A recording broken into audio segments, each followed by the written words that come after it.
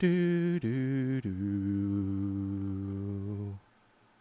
Okay, I think everything's up and running. As far as I know, I tried to time it. I try to make it so that like everything is like good to go once I'm still. So you're not, like some people on the Twitch stream might be like seeing me on the fucking stream, like checking to see if everything's going. Blah blah blah. I'm trying to like streamline it. I guess. I guess previously, man, I need to put that in my headphones. I guess I didn't do everything. I guess other streamers have like, like an intro thing as they're setting up their stuff. Oh 07 in chat. What's oh 07 again? Oh, it's like salute, right? I think. Um, anyway, hold on. Let me just stationary this thing. Okay, there we go. What up, Wong Oni-chan? So, some of my followers, you might see, I actually ordered the Elgato 4K, the Elgato 4K thing to stream things. Actually, funnily enough, in 2020, I actually got an Elgato to stream as well, but that was more kind of just for fun. I just wanted to see what streaming was even about. So I actually tried to stream early on. I was streaming FF7 Rebirth. Unfortunately, it was very short-lived. I wasn't really doing that well, but I think I just found the whole concept of talking while you're playing to be very distracting, and I just wanted to play the game and not be distracted. But I will be doing it this time around, so that my old Elgato card was only 1080, but the new one I got will be 4K, and that was PS4 and this is PS5. So trying to get maximum resolution for my fans, my 10 fans. But also, Death Stranding is a little bit less of a I guess brain resource intensive game. You're kind of just like walking around a lot. Whereas in Final Fantasy VII, there's a lot of shit going on with the story the entire time, because you kind of have to like pay attention. But in Death Stranding, if it's anything like the original, the OG, there will be a lot of walking around, and I think that'd be a perfect thing to stream while I'm just chatting. To keep the visual element a little bit more interesting. I don't know. I'm just experimenting with different things. Plus, I like to try out different things to get experience, and if I don't like it, then I don't like it, then whatever. Yo, sup, Huang. Let me start off by saying KTSC is officially dead. Yep. I mean, I'm not surprised. Not to toot my own horn or anything, but even without my departure, or my second departure, I think it was already kind of like, yeah, it was not delivering what people had come to expect, and so that's a huge no-no, especially in media and especially in social media these days, right? Like audiences are they're very quick to move on to something else, right? Back in the day when you had TV shows or like talk shows or whatever, even if a person left that you really liked, you kind of stuck with it because you're like, well, what else is on? But obviously in the day and age of the internet, where podcasts are a dime a dozen, like your differentiating factor was what? Just that you had the Radio Korea name? I mean, it doesn't really count for shit, to be honest. It's like radio. First of all, that's like a dying thing. Your whole plan was to build an internet presence so that you could leverage the Radio Korea brand into something that's more legitimate. But it doesn't quite work the other way around. The Radio Korea brand by itself doesn't just generate views and whatever. Yeah. I feel like I've talked about this so much. I really whatever. I mean, yeah, they did me dirty, but so did everything else. I mean, what hasn't done me dirty in the in the world of media? It just feels like, yeah, they should have at least had a closure episode. How rude! They just disappeared, like a friend that owed you money. Yeah, I mean, it's not really surprising given the owner's actions as of late. It's just kind of like, yeah. I mean, the first time they quit, they did like 5 episodes right during the pandemic and decided it wasn't working, so they just shut it down. So, I don't think that there was going to be a shutdown comment. Ed Choi came after me in the comments section for KT. Oh, what did Ed say to you, Paul? Dude has a burner account that he uses to attack people. Wait, how do you know it's him then? Or how do you know it's his burner? What do you know what video it was? I want to I want to see which video was it? Anyway, 100% him. He types exactly the same. Yeah, I mean, personally, I'm just kind of like, whatever.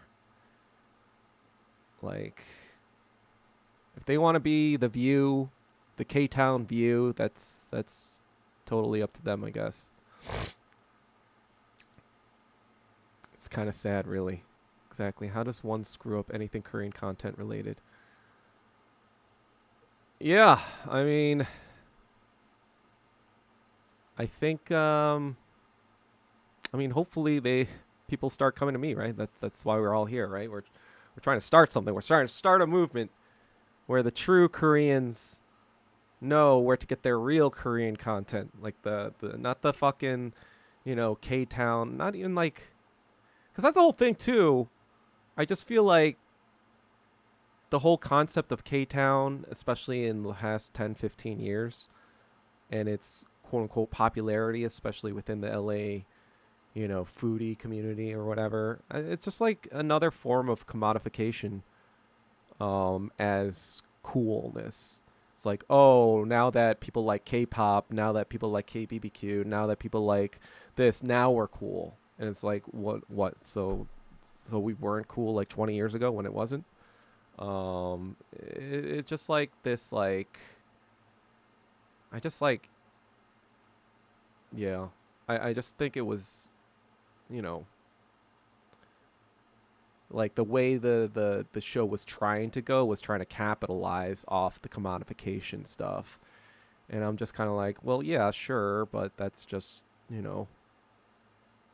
that's not really like what Korean, like being Korean and what Korean history and all this other stuff really is about, in my opinion. I think like that's the thing, like people see me as like only recently, coming back to my Korean roots or whatever. But in actuality, I am pretty good at like speaking and reading Korean. I'm not like, obviously I'm not the best, but like I have at least enough knowledge to read and write Korean and do all this stuff. It's just that I wasn't fucking like, showing it off or whatever, or making a big deal about it, especially during that commodification period when I feel like everyone was doing that shit. I kind of had like a very anti-commodification of Korean identity, especially like when I was younger. I kind of like was over people being like, oh, soccer is now relevant because we're in the 2002 World Cup, and so now we're all soccer fans. It's like, all right, guys, you guys are fucking LARPs. Or even like the Yuna Kim, when she got the gold medal in 2010 or whatever, and it was the face of figure skating, and you're just kind of like, okay, cool.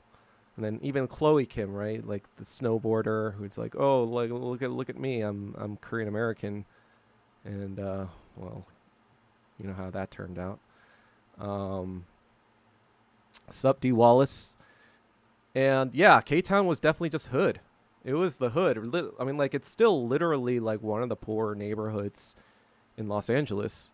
It's not really like a very nice place, and that's what I kind of hate about the commercial or the commodification of it, because it kind of like tries to paint Koreans as this like very privileged, place where everyone's rich and kind of like that crazy rich Asians type of gloss over the community, which then like now is used to justify violence against us, right? Like, oh, those rich Koreans and those privileged Koreans, those privileged Asians, in the past 5-10 years. So it's just kind of like I find that stuff just very pandering and very like letting other people define letting Americans define what Korean identity is, or it's letting Westerners or letting non-Koreans decide, oh, this is what's good about Korean culture, or this is what's valuable about Koreans. That's kind of like, and yeah, overall, I think that's the direction Radio Korea was going in, and I get it. Like, you're trying to survive, and radio's dying or whatever. But I thought K Town Social Club was kind of supposed to be like kind of like a siloed thing, where this was where the real truth of Koreans and Korea and geopolitics was going to be discussed. And that's why I'm doing it now. On the 7th episode, I'm still talking about it, I guess. Yeah, I think that'll be the final word on KTSC, unless something obviously happens directly with it and related to me and whatever. I'm kind of sick of talking about it, to be honest. Wait, can you tell? But Paul, Kim, can you tell me what episode that was and what your handle was, so we can we can see the comments ourselves. If KTSC did a blog at a booking room, maybe they'd get some traction. Yeah, I mean, like, yeah, if they did something like seeing the seedier side of K Town, I definitely would be interested in kind of having one of those. Well, I don't know how legal that is, right? I don't know how legal all this like captive camera stuff would be. But yeah, there definitely is a seedier side of K-Town. There's been sex trafficking for the longest time. I've heard that they don't even like sex traffic Koreans mostly anymore. They're like a lot of Russians and like a lot of Ukrainians, Eastern European types, in these, not just booking, but room salon, like not exactly like karaoke stuff. So there's that. That's what's going on in K-Town. Oh yeah, Wong, you didn't know about that stuff? Yeah, that's been going on in K-Town for like, I mean, like, booking is the least like seedy out of all those things. I mean, because girls that go to booking clubs kind of know what they're getting into. But the room salon / notabang stuff, yeah, I would also recommend not going to those things, but because I heard that they have video cameras to entrap, politicians and whatever powerful people that go there. So don't go to those things if you're in K-Town, because you will probably be recorded. Dude, I only saw that one episode with Arthur. I don't know anything about the show. Yeah, I mean, it's best you don't really watch anything else. It's kind of a waste of time, to be honest, unless you're going to the episodes that I'm, making a viral thing about. I mean, if you really want to see some good clips, or clips that I think are good, you can go to my Twitter. And oh yeah, I forgot. I need to put the NGL link. Doug, fantastic. I think it was this. Oh, right. Yeah, I already have it in a tweet. So I'm going to put this link up on my Twitter, but also put it in the chat. This is like just, after an hour, you guys can send me these questions, and then after an hour I'll answer some of these questions. There's a way so you guys can ask me questions without feeling embarrassed or whatever. Um.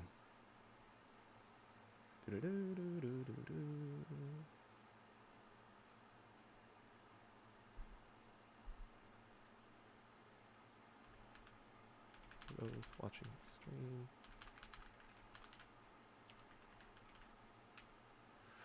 Okay.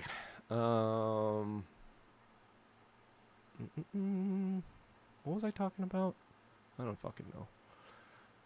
Doug, did you go to legal brothels in Vegas? No, I did not. I just went to strip clubs. But even strip clubs, like, it's just a fucking waste of money. I used to go in my 20s, but then, like, I got sick of it by my 30s. I was just kind of like, this is just a waste of time. I think, like, the only strip clubs I went to after my 30s were probably, like, you know, bachelor party shits where you kind of have to go. But yeah. You're looking for it now, Paul? All right, let's say K-Town Social Club, am I right? Oh, I get it. Haha. Good evening, all. Are you ever going to do something with Matt Kim? I actually talked to Matt a couple times, thinking about maybe doing an episode in, like, going over Atlanta. I think he's really busy though with his he's been working on this VPN project. Basically, he's working with some big heavyweight tech people on, like, a non-traceable VPN. Like, basically every VPN in existence right now, they can actually monitor your, I guess, internet traffic, right? They know where you go, they know where you browse, whatever. They can log all that. You know, they all say that they don't, right? But then you never know. You're basically taking them on their word for it.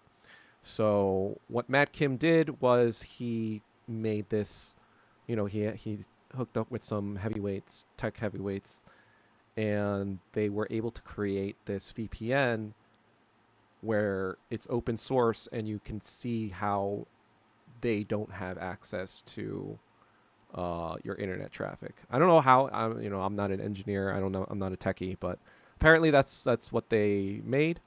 And so, he's probably really busy right now promoting that stuff. I think he was in Vegas when I was there, but I think, like, obviously he was probably busy doing business related shit. So I would say maybe, I've been traveling a lot recently, so I don't really want to travel too much anytime soon, but maybe, like, especially not, I don't want to go to the fucking Atlanta summer. Like, that is going to be a swamp mess. So if I were to go to Atlanta to do an episode, I'd probably go when it's a little cooler, maybe September, October. But nothing on the books right now with Matt Kim. But yeah. Lol, I just went back to see some of the comments and Ed deleted his replies from his burner account. Well, I don't know.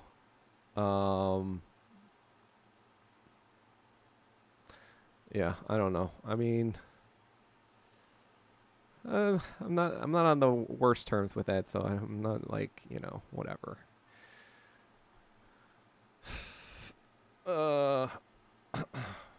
But yeah, let's see.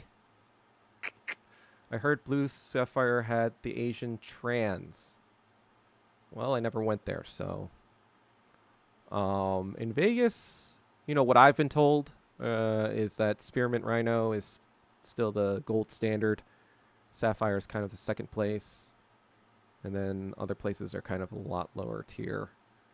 But yeah, I don't know. I just personally think it's like a waste of fucking time and money, obviously. Especially ever since I got into raving and whatever, I'm just kind of like, I could, if I want to, like, actually get with hotties, I could do that, and for a lot cheaper and, for a lot more organic, But I'm not even into that stuff, to be honest, anymore anyway. I feel like I've gotten my rave stuff out of my system in my 30s. Not that I wouldn't go to a rave today. It's just it's not something I seek out.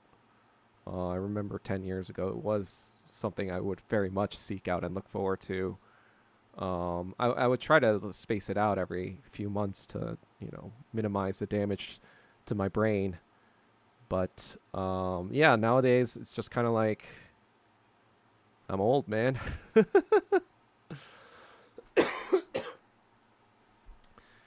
Let's see.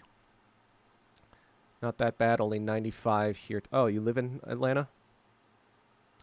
I mean, yeah, not that bad, but I think like this past week in Vegas made me really appreciate um LA weather, cuz like, that was 110 like high, and like I think like that actually made me sick last week, because you're going to like very hot weather, and then you're going to like really cold air conditioning sometimes, and then you're going out again, and so that back and forth I think really fucked with my internal temperature and made me sick. So it's kind of like why I'm like, when I came back to LA, it was like literally from 110 to it was like 71, and I was like, oh my god, this feels like fucking heaven. Um, and so that's why I'm just kind of like, you know what, I can wait. I can wait to go to Atlanta. I have a cousin there, but um, or two cousins actually. They grew up there.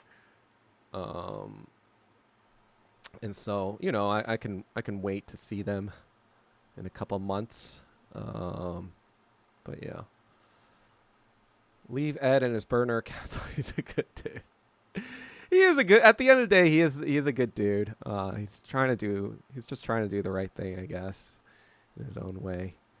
I don't blame it at all for the. It wasn't his fault at all. He was the one that actually got me back on the first time. So he was not the reason I was off KTSC. In fact, he kind of like actually, I think he like apologized. He was just like, if I knew this was gonna happen, I would never have asked for you to come back.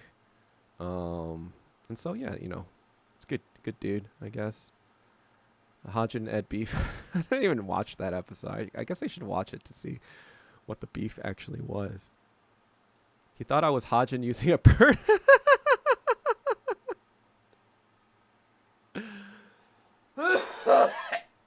Oh man, that's funny. That I think I have smoker's cough. That was. I'm probably gonna have to like. I got like really conscious about my health this week too. Not only just because I got sick. Um, a friend of mine died actually a few months ago. I met him through poker, and I couldn't even go to the funeral because I didn't even know when the funeral was, or like, cause he's from Canada. I met him through online, forums, poker forums and stuff like that in Vegas. So I didn't really know his hometown friends. It was kind of sad, but it was kind of like this freak accident where he just had this emergency heart surgery thing. And then I guess complications, something went wrong, and he just died. He was in Austria, and so it was also a little sobering. And then because I went back to Vegas last week, and I met up with some, or I didn't meet up, but I saw some people who also who knew Mike, and we kind of like were like talking about it a little bit. And that was kind of like a little depressing.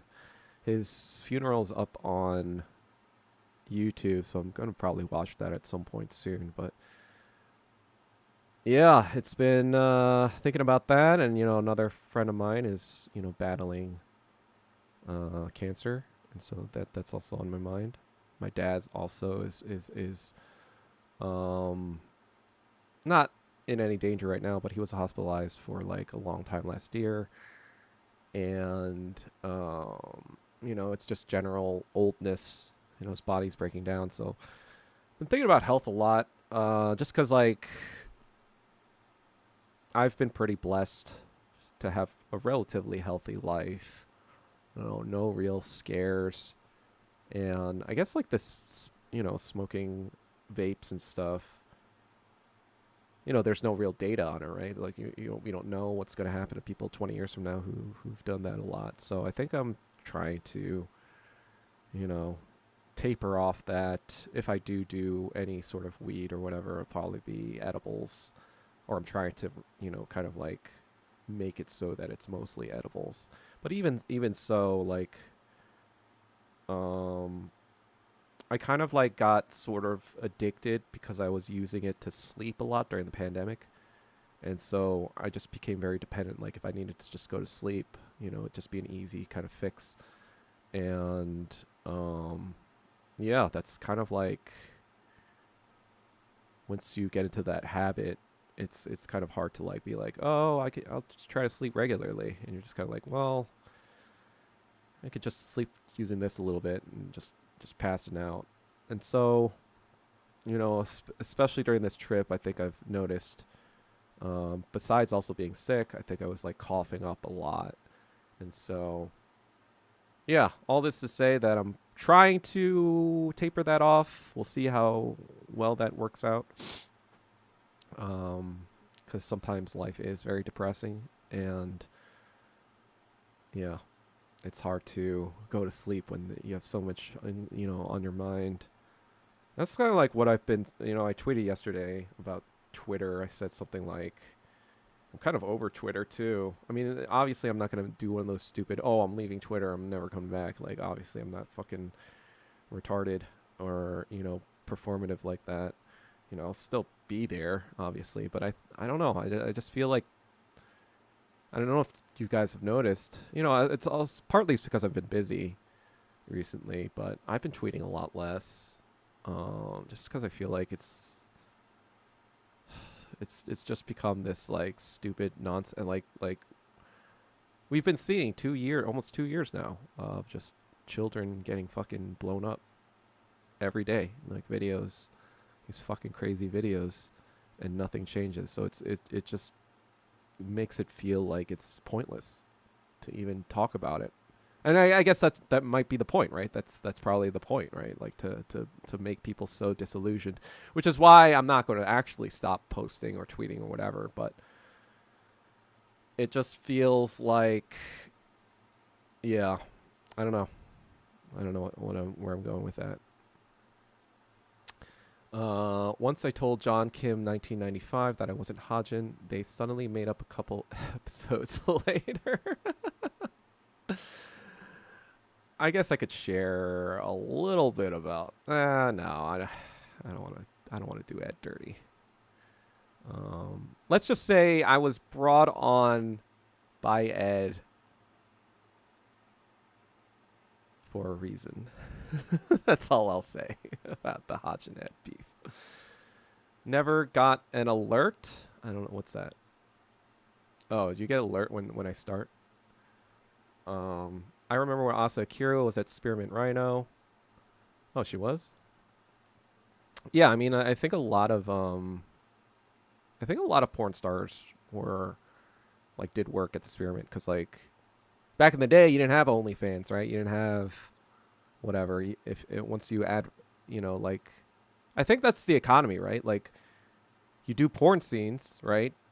More as advertising rather than actually like making money from it. Because I heard like you only make like $1,000 a scene, and I'm just kind of like, that seems really low. But then I realized, oh, it's to like, because these porn companies, they have such large distribution networks that if they put up a porn star like in a scene, then a lot of people are going to watch them, and then they get the real life experience, I guess, of that porn star at a place like Spearmint Rhino, where they're strippers or they're stripping for money. So it's kind of like that's the analog OnlyFans, like the OnlyFans of the past. That was the Spearmint Rhino, because that was like the strip club of America, whatever. And I'm sure if they hooked a really big whale, then they could sell additional services after the strip club for lots of money. And that's probably how a lot of porn star, because I heard that like Spearmint Rhino, like even non-porn star like Spearmint Rhino, what's gonna call them, actresses? What are they? Dancers, right? Is that strippers? I think like they make like $200,000-$300,000 a year at least. It's probably even more these days with inflation, right? So they were making lots of money at the Rhino. Doug, do you ever go to Electric Forest? No, I wanted to, but I just didn't have people to go with. Like, I feel like I'm not really the kind of person that likes to go things by myself. I'm very much I like to be part of a crew that goes anywhere. And so, maybe I should just try going to something like that by myself and just like try to meet people and make that be an experience. But I don't know. It's not really me. I did hear good things about it, but just never went. You see, the Grinder won the WSOP, also got elected. Yeah, I mean, Grinder has been around for a long time. He's won the Poker Player Championship, I think, 3 or 4 times. But yeah, I did see that he won. I mean, the rich gets richer. What else do you want me to say? D. Wallace, it was truly the dumbest shit ever, which is why I would make fun of Ed in the comments every time he did it. Haha. Humidity is the worst. The humidity? What humidity? Do you see Stephen Colbert's short shows canceling? Lefties are crying. Who the fuck cares? Stephen Colbert sucks. CIA Colbert. Life is short, bro. Pandemic was a wake-up call for everyone. Did you get night sweats? FDA approves Juul vapes today. Weed is more addictive than people admit. Worst part of getting off weed long term. Oh yeah, I've definitely tried to get off weed several times in the past few years. Definitely get the sweats. Definitely get the kind of like mood spikes. Temperature regulation. Honestly, that's probably what affected my temperature regulation too in Las Vegas. And got me sick. So, get all those things. Hopefully, I don't know. I've been trying to like be more active and run and stuff like that to hopefully alleviate some of those symptoms, but we'll see. You get the wildest dreams the first night without weed. Yep. Get those too. Just ended up doing shrooms instead. To be a buffer for Ed and Hodgin. Kind of, yeah. I mean, that was kind of the reason I was brought back on. But yeah, speaking of porn, Pornhub is officially banned in Georgia. Oh, wow. How is that possible? Like, does that mean like all porn sites are banned in Georgia too? Because like I don't see why any of the other ones would be allowed if. I went on a date with a porn star. She had dead eyes. Yeah, it's kind of like there's this old quote. There's 2 professions where more experience probably means you're worse at your job. One of them was prostitution. And the other one was being military infantry. It's both things you probably don't want to do for very much long, unless you're a psychopath, I guess.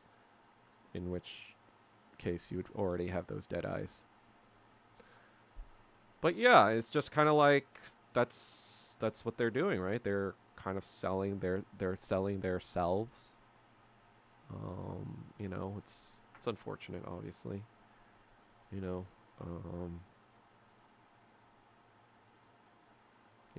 I don't want to. It's just, yeah. That's what it is. Nah, XNXX works. So what's the point of just banning Pornhub? If another porn site works, then it's just like useless.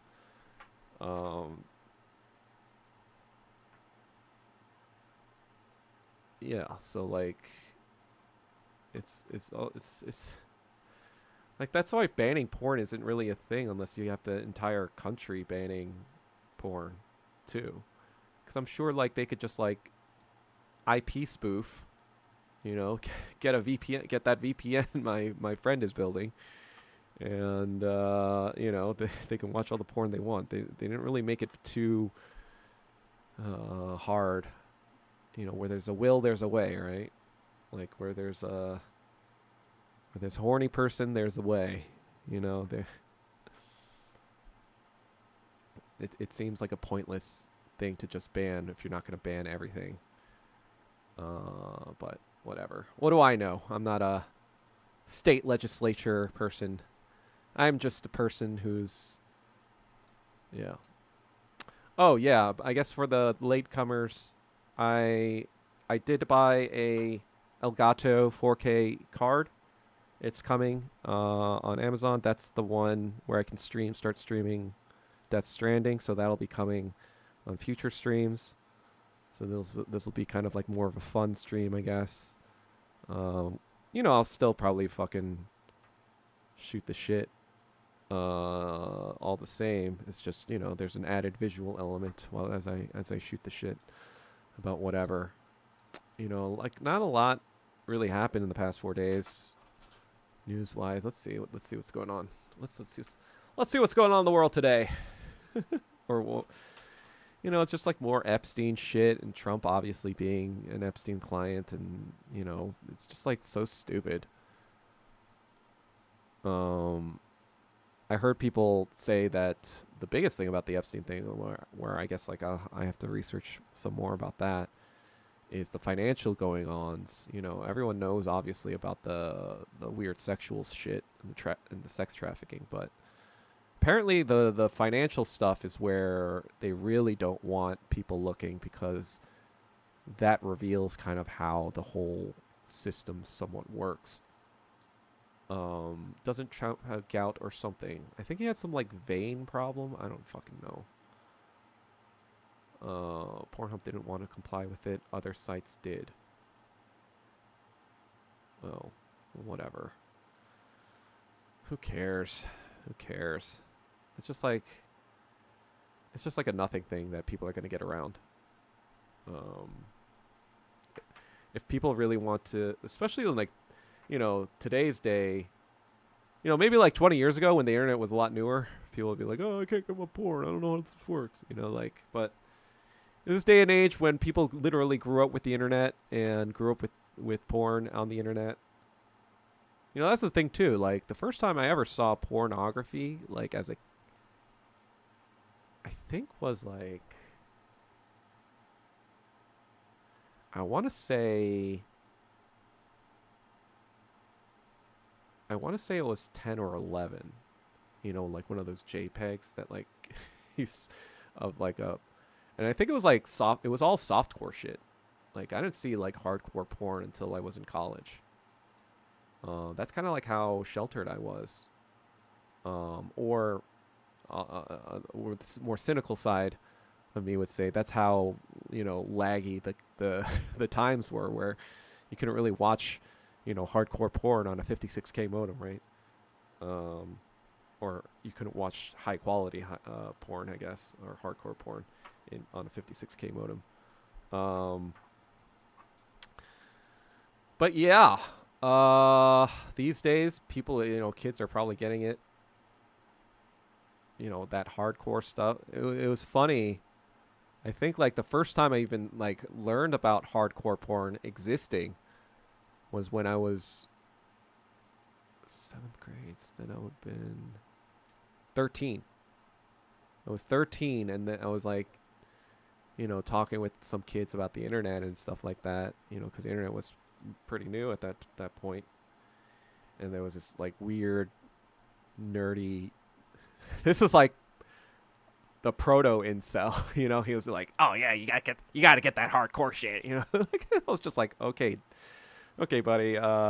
Yeah, future, you know, federal FBI target."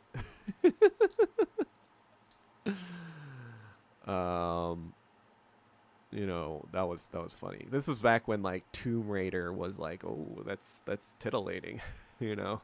So like, I was like, okay, guys, or okay, guy, you know, you do you, I guess.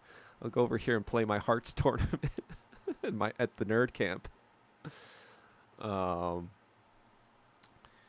It's stupid because Atlanta has Emerald City, which is strip club paradise. I mean, honestly, that's probably who lobbied for the ban to begin with, right? Like these bans are probably lobbied for people who want more business to their degenerate establishments. You know, they're like, oh, we need more money for our degenerates to give to us instead of these porn sites. Um, yeah, Oasis has a good buffet, but they closed down. I never understood getting buffet at strip clubs. That just seemed like a little weird, too weird to me. But to each their own, I guess.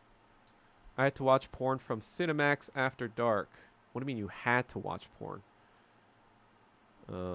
That's no one's clockwork oranging you to watch porn, are you?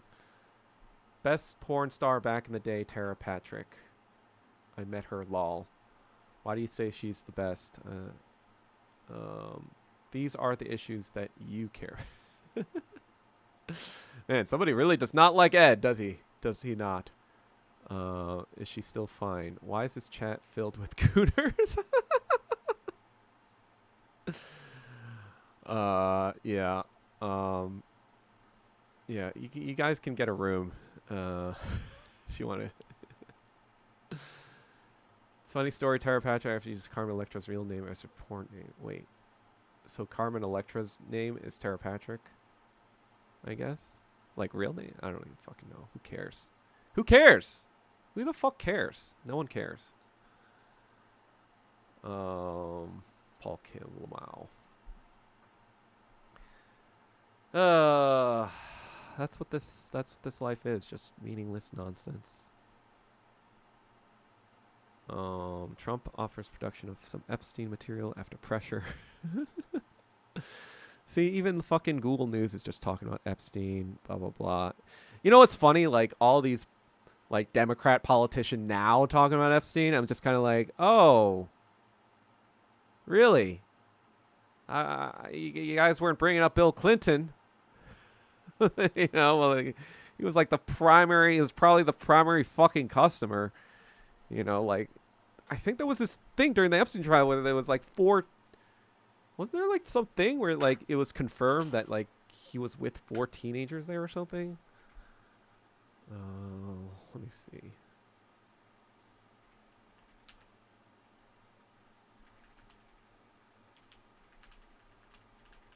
Have any confirmed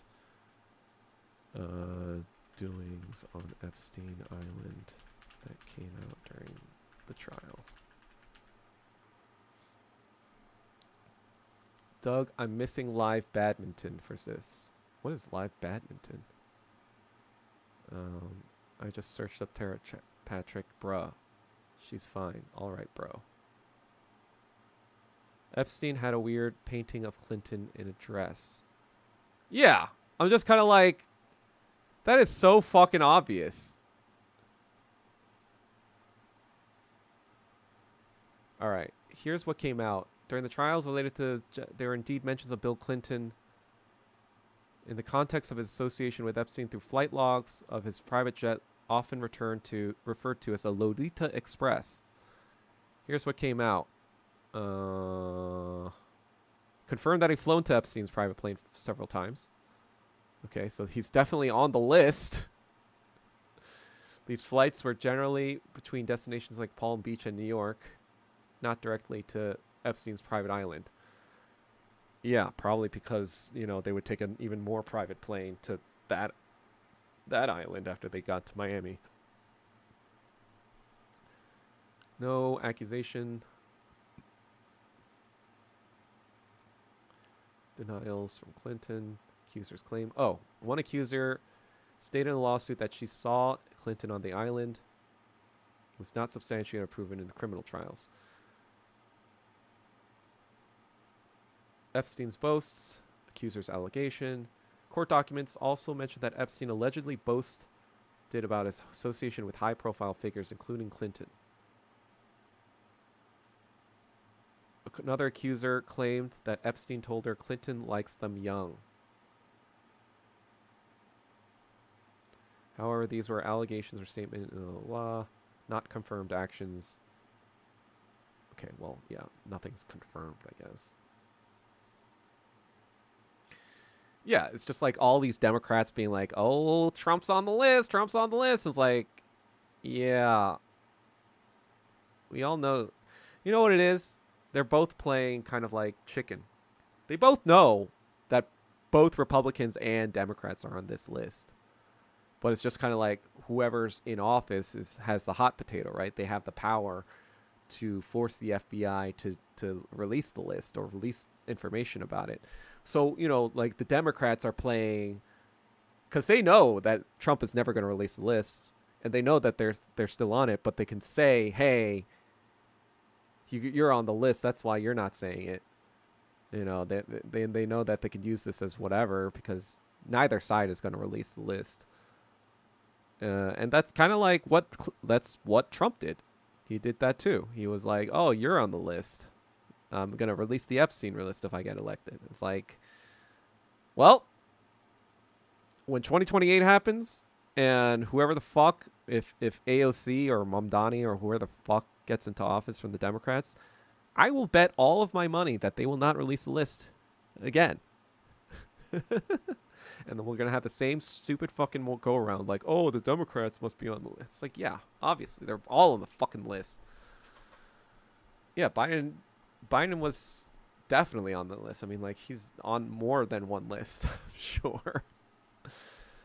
Who's Dan Bongino? His son is probably on like a lot more lists than that too. Let's see. I'm gonna see my NGL. See if anyone asked any question.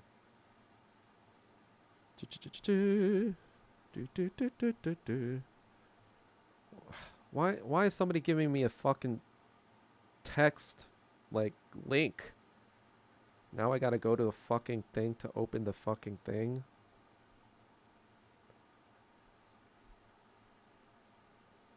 What is this track? Out of the Blue? Why? Who is sending me a random fucking track? Out of the Blue. Let me listen to this a little bit. There's got to be a reason, right? Out of the Blue by Sacred Lion. Sacred.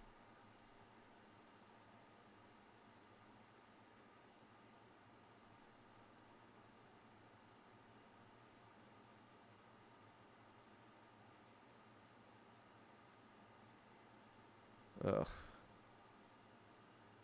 It's just like 80s type stuff. Meh. Whoever sent me that, don't do that again. Send me an actual fucking question. Alright, let's see the next question. Did you ever post a black and white photo of a wealthy looking Japanese woman holding hands with a white American?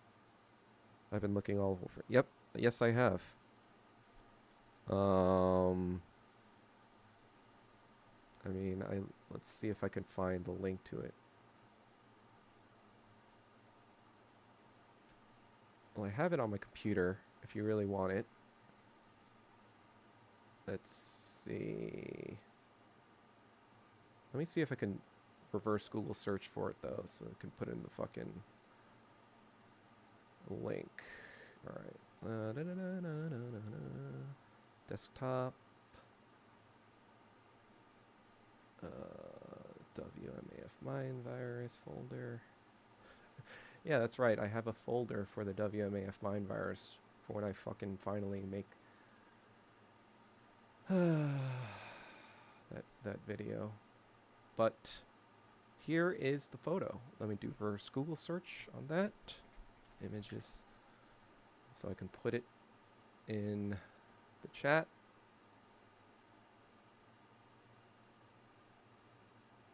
Ah, some Jap tweeted it. Nice. Okay. I have now put it in the YouTube, and I will also put it in the Twitch. There you go. There you go. That's the photo. That's a photo of, so this is, I guess, 1947. 2 years after the war, where, American soldiers are just walking around Tokyo. getting the local women all WMF mind virused up, while the likely veteran who lost his leg is a beggar on the street. So you can kind of see how and why the WMAF mind virus developed out of that. I mean, at the end of the day, it's hypergamy, right? It's just like a very simple concept. Like, it's also just kind of like when people say the phrase sleeping with the enemy, like what do they think that where do they think that comes from? Where do they where do they think they that like what do they think that phrase actually means? It's like that's the most frustrating thing part about the WMAF mind virus thing, to be honest. It's just like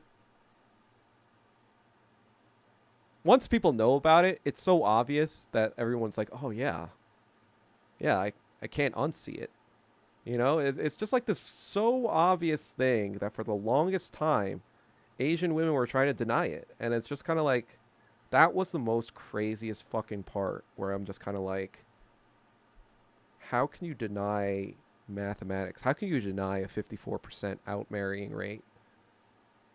Like, how do you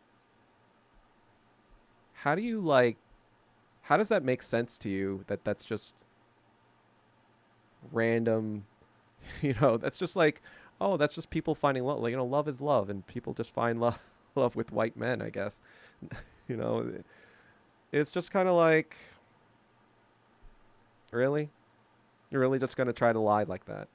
That was the most fucking annoying thing about it all. It was just like, really, you're going to say it's just a random statistical anomaly.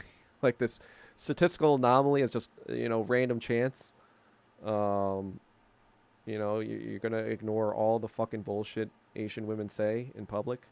You're gonna like, I'm just kind of like, that's why I actually don't like even fucking talking about it, because I feel like I feel like I've proved it.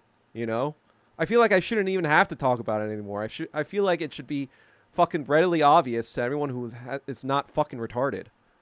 But yet, still people try to bring it up as if it's not a thing. And as if I'm crazy, and I'm just like, you're a fucking retard. Especially these white motherfuckers, who call themselves Marxist-Leninists, but they're really just fucking retarded grifters, orbiting Marxist-Leninists. And it's just kind of like, okay, well, you can stay retarded and racist. That's not my problem, I guess. Badminton, Doug. #1 player in the world is from Korea. She plays at 10 p.m. Oh, well, I mean, I guess I could end before that and you could catch your badminton player thing. I don't know. Sorry, I guess. You can always, I mean, this is recorded, so you can always come back later. New FBI director? What, Kash Patel? Isn't Kash Patel? Is there someone new now?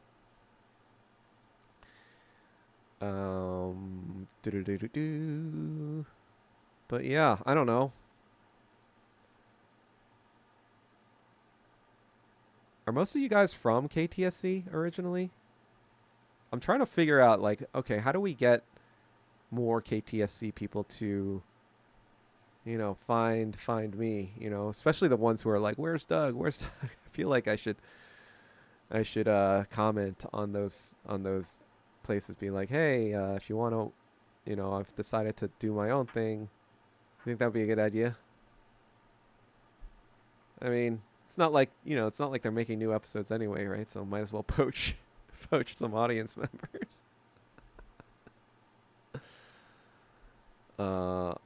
I came here from the Brown Knight podcast. Oh, John, JK. Ah, ha, ha, ha, ha. Yeah, David, we already established that. We established that last time. We established that a week ago. We established that 2 weeks ago. Oh, you found... Oh, yeah, with Zhang Yu. Wait, why were you following that fucker? That fucking retard. I first saw you from Munhwa Chungkyuk? Oh, was that the first one we did? Like that was a Radio Korea thing we did before that. Maybe drop a link, comment or link on the KTSC videos of the day. Well, the other thing too is like because they quit, no new people are coming to the to the site. The people that watch those videos, they're not coming to rewatch those videos, right? So I don't even know like if commenting a link just on the video itself would do anything. I'd have to like comment on actual people's comments about like where's Doug. That would probably be the most. Oh yeah, the culture shock stuff. That was actually kind of cool. It had more of a, like kind of like a casual, like a Joe Rogan type feel to it. We were sitting on chairs and just kind of like chatting about stuff. But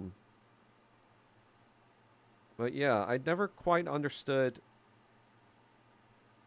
you know, obviously, like, I might sound biased now, but even back then, I never really understood Mike kind of stepping in and being the host. Like, I did not think he was a good host ever at all. But obviously, it's his Radio Korea, so I wasn't going to say anything at the time. But it was just also like, sometimes it would be very obvious. He'd be like, hi, or whatever. And it's just kind of like, hey, man, you're supposed to be the one driving the content. You're supposed to be the one, like, asking the questions and moderating. You can't just, like... That's why I get really fucking annoyed, especially when I would be in a spat with either Ed or someone else. And, this would be, like, kind of a spat where factually Ed would be wrong. And Mike would also... should know that he was wrong, but he was too high or retarded or whatever to interject. And just fucking, like, annoyed the shit out of me because I'm like, what the fuck is wrong? Like, please, like, fucking end this madness. You know that I'm fucking right here. And it's just kind of like, he would get mad that I would call him out for not doing his fucking job. So I'm like, okay, why the fuck are you here then? Just to see yourself talk on screen? That's the other thing too, like, he'd ask me these questions as if he's like trying to be pointed and rhetorical or whatever. He'd ask me these questions where he definitely knows the answer to it.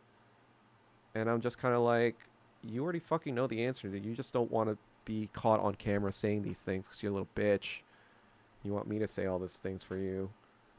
It's just kind of like, it was just so obvious, like how he wanted to look revolutionary but didn't want to like actually stick his neck out for anything because he's a little fucking bitch, which is why he closed the show in the second place, because he knew that he's a little fucking bitch. That's what he was doing, and that's when I called him out eventually before.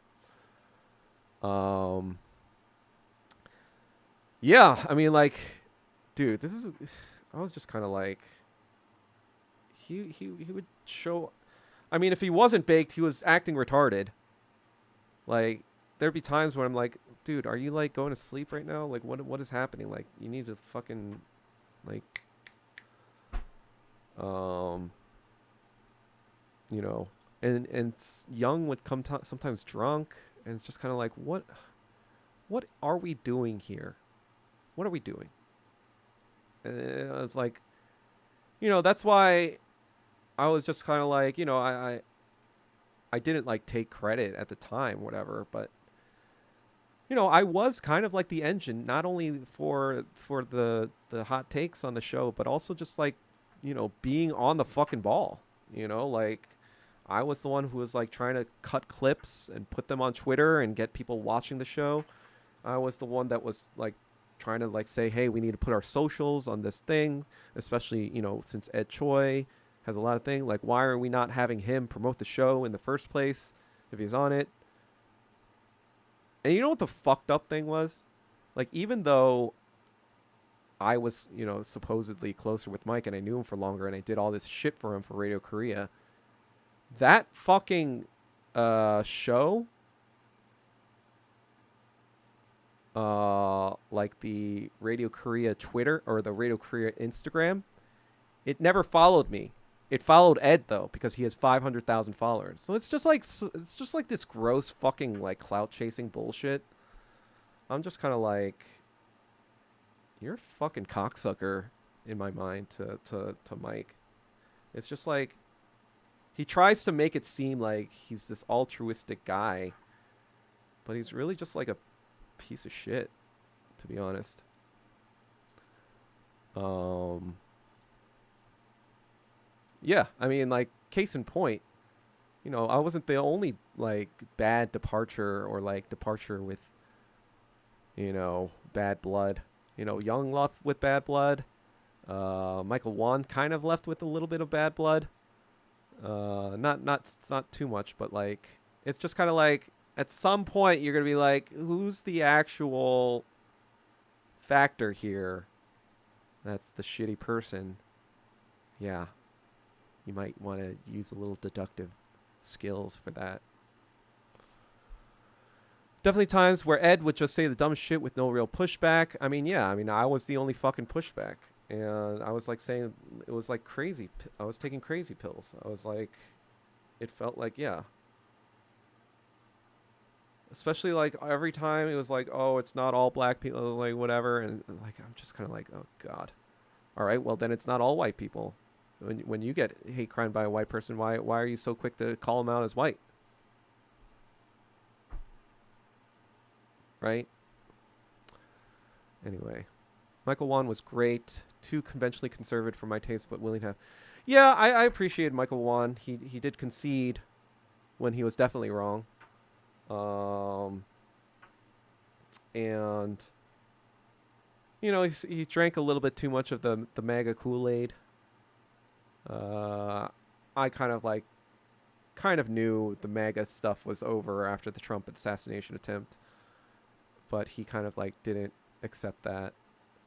I was just kind of like, yeah, this guy is bought by the CIA, But he kept thinking Trump was anti-establishment, blah, blah, blah. And I was just kind of like, I don't know about that. But yeah, I enjoyed, and I did text him, a few months ago. Never got to chatting much though. But Doug started a podcast with Michael Wan and bringing Ed.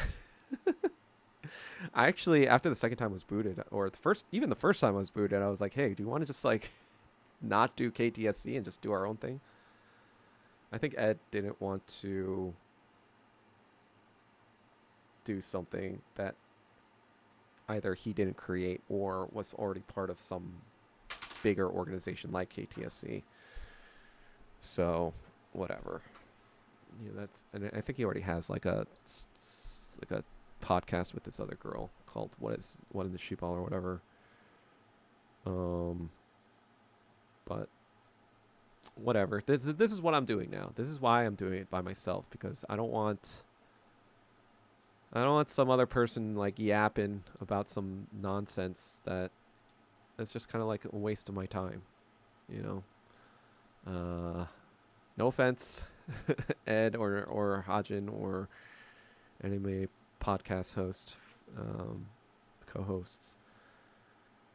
But it's just kind of like, yeah, clearly, yeah. I don't know what else to say. Ed is scared of the unfiltered takes, and sometimes reality is racist. I would say most of the time reality is racist. Just not in the way most people think. I would say,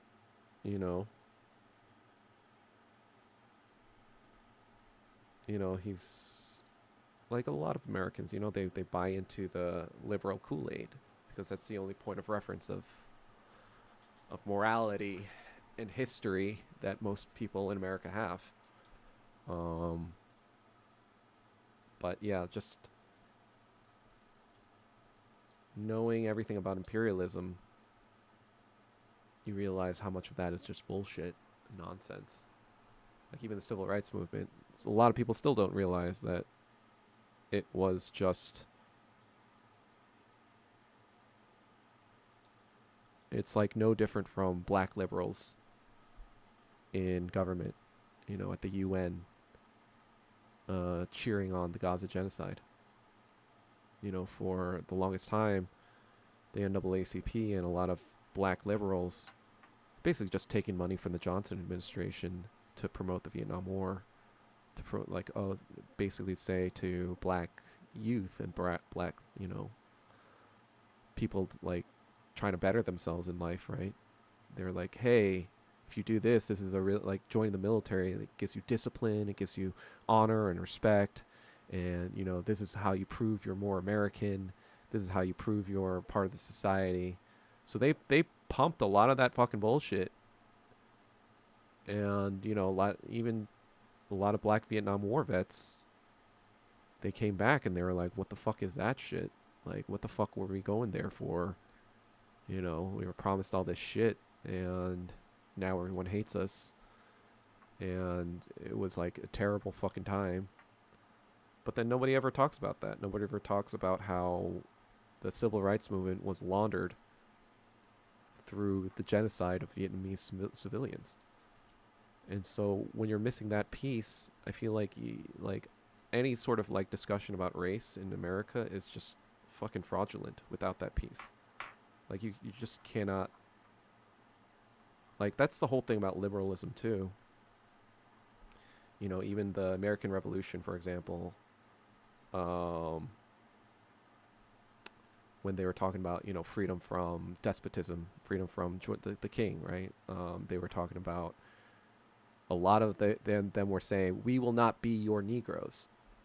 So they were actually acknowledging the fact that enslaving people is bad, and despotism. They just didn't want it happening to them, but they wanted the privilege of having it. And so like in order to so the math of liberalism is like somebody needs to suffer for others to have freedom, and that was kind of like the math of the Vietnam War. It's like somebody has to suffer. Vietnamese people need to suffer for us black people to have our freedom in the civil rights movement, right? And so that's why in 1967, when Martin Luther King, he spoke out against Vietnam, he was disowned by everyone. He lost his White House access. All the black liberals fucking, betrayed him. They said he doesn't represent us. He doesn't represent the civil rights movement. His talk on Vietnam is detrimental to what we're trying to accomplish. It's kind of the same thing as BLM, right? Like the anti-Asian hate. Oh, hey, stop talking about this, us killing you. That's bad for the BLM movement. It's the same kind of bullshit that was happening then. It's happening now. And so, yeah, that's kind of why I feel like talking with someone like that on a podcast is worthless. Because if you're not going to accept these harsh realities that just because someone is black doesn't mean they're automatically good, or they get, a free pass for whatever. They can be just as racist as white people, if not more. Especially like the FBA and all these other fucking, Afro-Zionist type fucking organizations that believe in just like purely reparations for them and fuck immigrants and whatever. So they're the fucking Afro-Nazis or Afro-Zionists. And I feel like if you can't like acknowledge the reality of those things, then it's pointless talking to you, because it's just kind of like, it just is. How am I hedging against massive inflation? I mean, I'm not really. I guess I'm just investing in the stuff I'm investing in. I'm staying out of equities. Even though they've been rocketing still for the past, they've been rocketing since the financial crisis, right? I think that, a mix of Ethereum, BTC, gold would probably be wise. Some people are more suggesting ETH, since it's been lagging against BTC for a while, and I don't know. To me, it's just kind of like I would go half on half BTC ETH at this point, if I were to invest.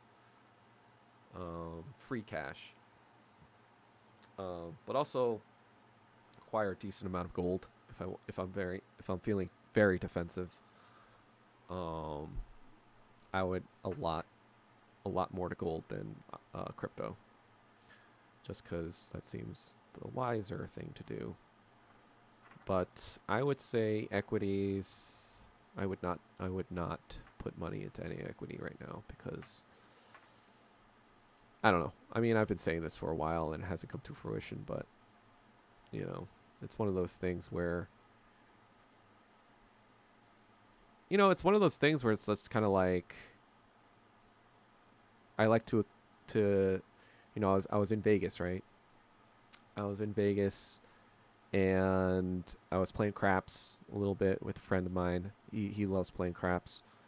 And so, for those of you who are unfamiliar, kind of like craps is like a game where you keep rolling and you want to avoid sevens while you're on the point or whatever.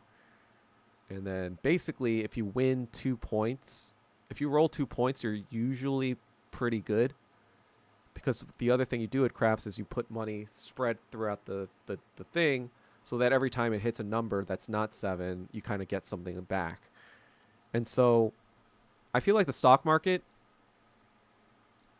is kind of like the same thing where you roll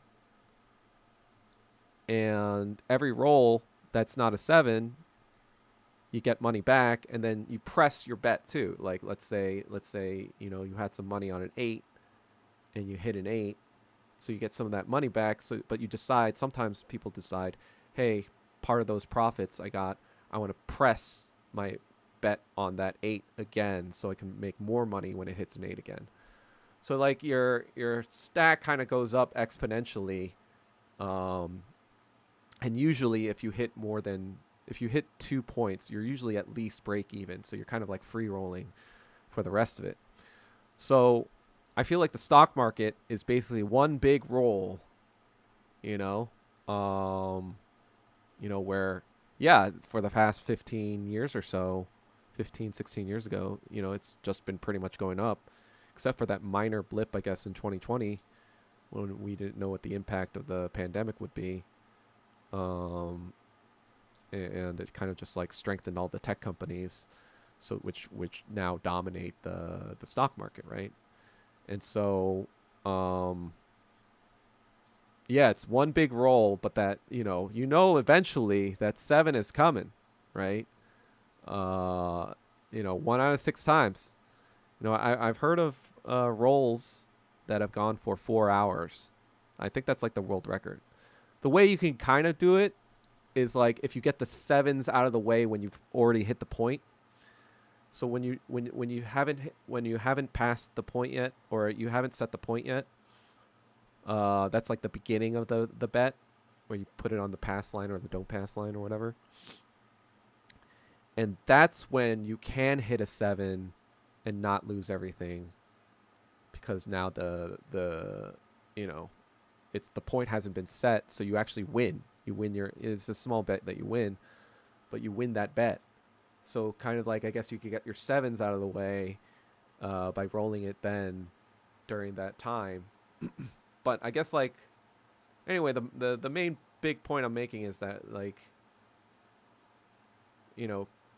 downturns, upturns are slow and gradual, but downturns can be fast and violent. And we obviously saw that in 1929. We saw that in 1987. We saw that in 2008. And even 2008, I feel like we never really even fully recovered from that. All we did was just borrow a bunch of money from China and keep our banks going and afloat. And now China's getting rid of that money with the treasuries. It's because obviously the dollar is going to be fucked up soon. Yeah, that is what is happening. So that's how I'm managing inflation, I guess. I'm putting any money I have into like either Ethereum Bitcoin or gold. That's how I would kind of play it. I wouldn't touch equities at all. Maybe if if there's like a kind of like a slight downturn in the equities, especially the tech stuff, like if you had bought equities maybe 3-4 months ago, that might have been a good play. With I think like Facebook went all the way down to like 400 or something. And Nvidia kind of like went down to 90 or whatever. That might have been a good time to pick it up, but now I don't know. Who knows? I'm just thinking like, where's the money coming from that's pumping, propping up these? It almost feels like an exit pump, like a very subtle exit pump. I think like the smarter people are probably, cashing out. But yeah, but they're probably trying to do it very slowly because they don't want to, cause the crash where they now be cashing out a lot less. What happened with Young? Young kind of. Shouldn't tell us to say too much, but he left. I'll just say that he left. The show like like a week, maybe even just a week or 2 weeks before I left. But yeah. Anywho, let's see what else there is. I don't know. When is my Amazon? When is my card coming in? Does anyone have any experience with streaming games? I don't know if I got the right thing. It's the Elgato 4K X. Capture up to 4K at 144 frames per second with ultra low latency. Got to get all the latency. I don't even think my internet connection probably even supports that kind of like latency stuff. Nor do I play something like Counter-Strike where I need very low latency. I might have to use my...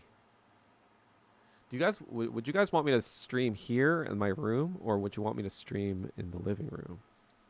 It's a little bit harder to get that set up if it was a living room, but I could try to do it. I don't know. I don't know. I guess I'll end before 10 so Cucker Tarlson can get to his badminton viewing. I also don't want to make these too long. Not like Joe Rogan. And I am just talking to myself. I do wonder if people find that entertaining enough to just watch. Just like a guy just fucking ranting about life. But again, this is for me, so whatever. Has there been any evolution to your exit plan in the future? Before you said maybe Singapore, helping North Korea people. Did you think China now more? Stream from your room here. Don't need to show your whole place. Oh, yeah, that's a good idea. I actually, yeah, that's a good point. I kind of try to keep it, like, I don't even show the window because I don't want people figuring out where I live or whatever.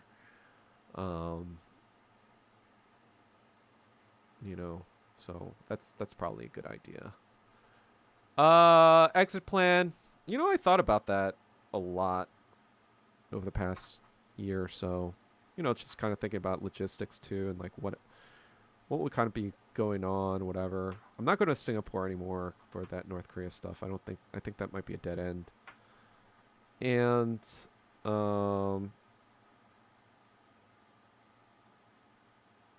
I think the tough thing is like figuring out what I would do. As shitty as I find America now,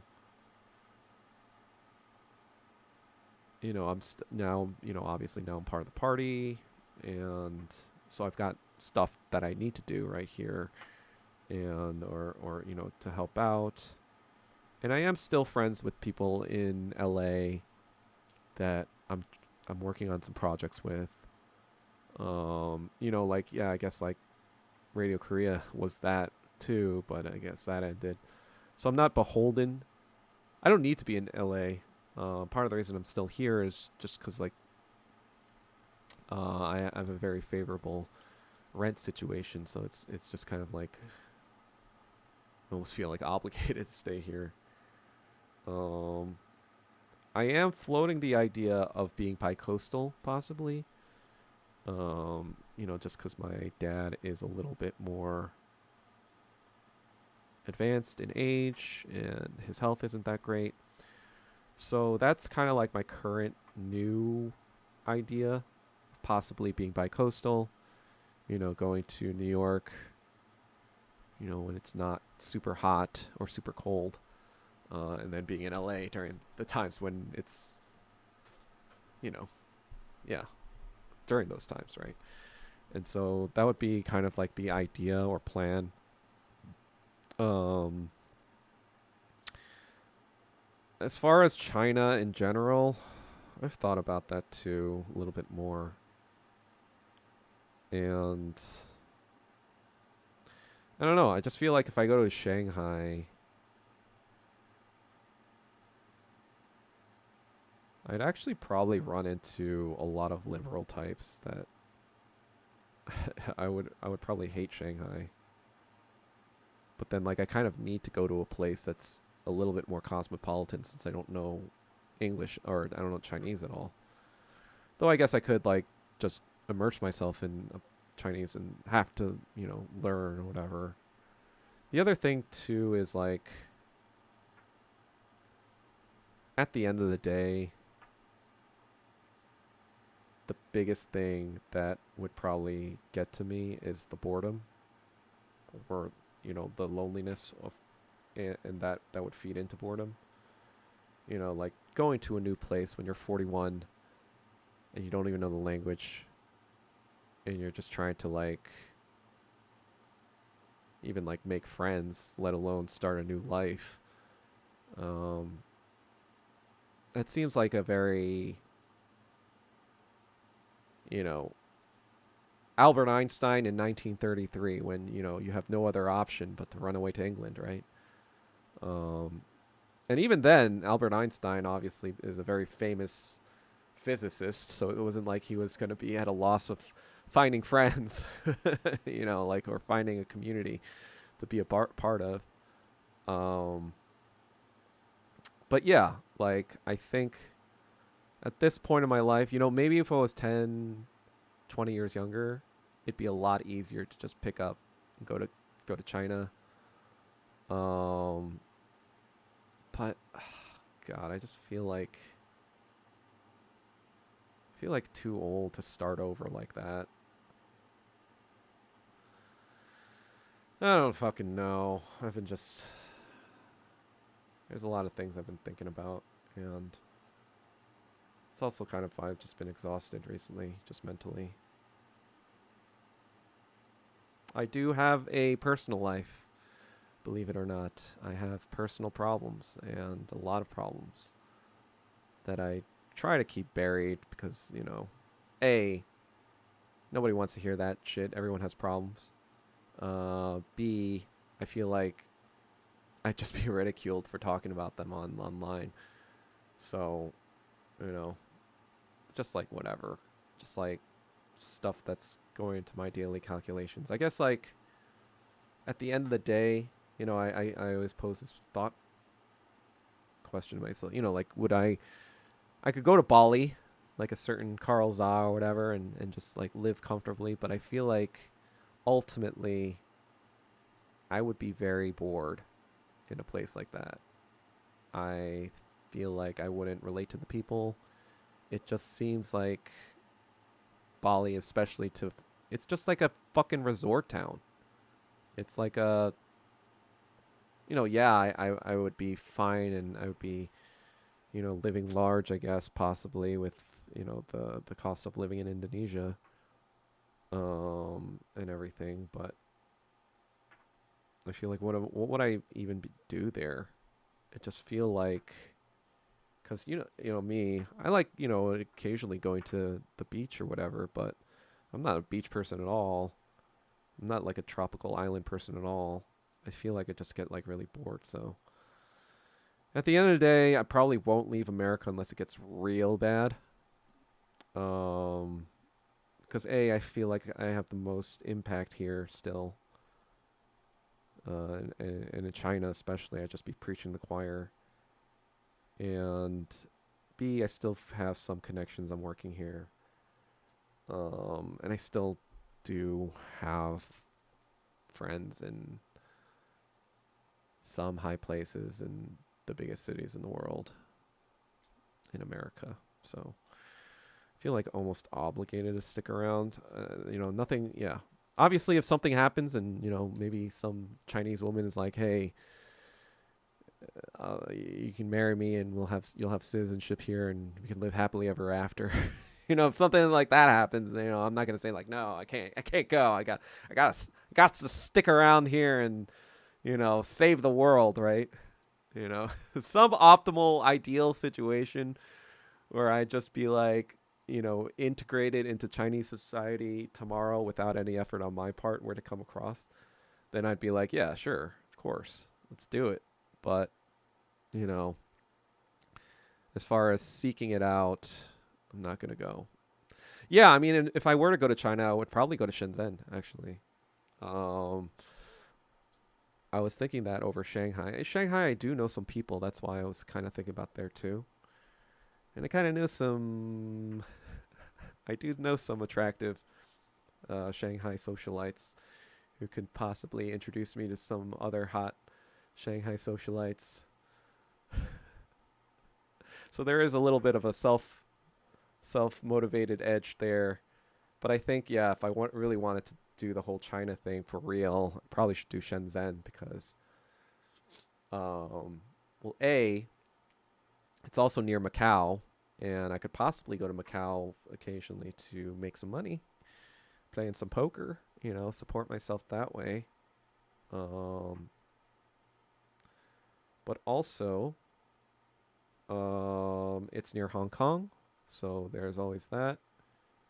And yeah, generally speaking, it's near the south area, so I can go to Vietnam and all these other places more easily than from Shanghai or Beijing. Beijing is a little bit more up north, and it is more political, which is fine. It's just I wouldn't have anything to contribute because I don't speak Chinese, right? They'd just be like, "Yeah, we already know communism is good. We're doing it." And I'm like, "Yeah, right, great." Let's see. So that's my plan from there. If you gotta move, if you move abroad, you gotta transfer your money also properly, probably to keep it safe. Yeah, and there's a lot of hunky dory stuff going on. What about Vietnam? Thinking of retiring there. Actually, so I have a stylist who's a Vietnamese guy, and he was telling me that they've actually made it pretty easy to like. I don't know about citizenship, but they give you like a 10-year visa if you like invest some business or like invest some cash in the country, and it's like 150K, so it's not a huge amount even. And so think about checking that out, seeing if I could do that. But yeah, I definitely try to live in either Ho Chi Minh City or Hanoi. That could also be some possible options. But yeah, you could join the communist community there also, or they may be Muslim. Yeah, I mean, I could teach, college stuff like college entrance. I hear that that's what a lot of people do when they move to Vietnam, like for the richer Vietnamese children. Let's see. All right, let me see if there's any. Oh, there's one more question. Thank you for the photo, lol. Oh, you're welcome. I don't know why you didn't just ask that in the regular chat. It's not that crazy of a photo, but you did use this system, so okay, I can't argue with that. So keep using the system if you're more comfortable with that. But yeah. Anything else going on?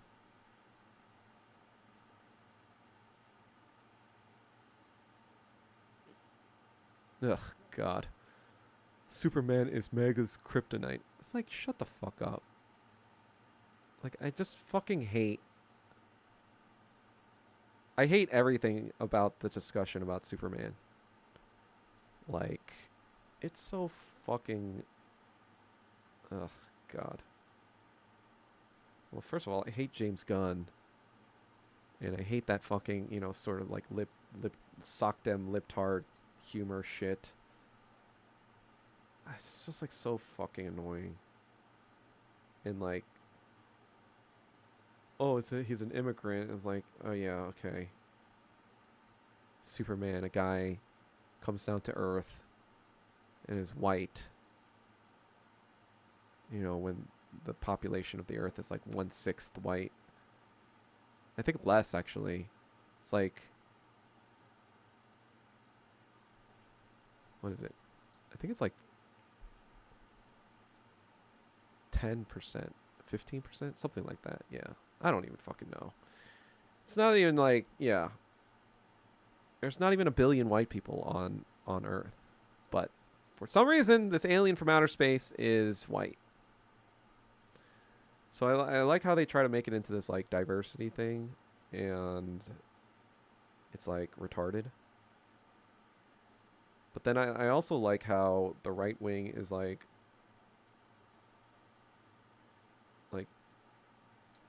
harping on that immigrant comment.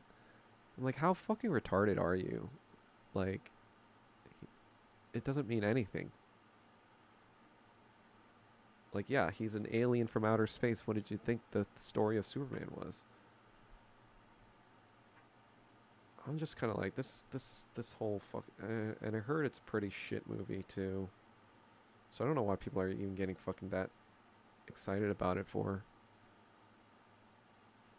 Yeah, and James Bond being black, I'm like, okay, so it's just kind of like, who the fuck cares? Like, if this character that's part of MI6 and imperialism is black or not? Like, is that your big fucking whine? Like, I just fucking hate Hollywood. It's fucking retarded now. I'm not even gonna watch Fantastic Four. I'm gonna watch it on Disney Plus.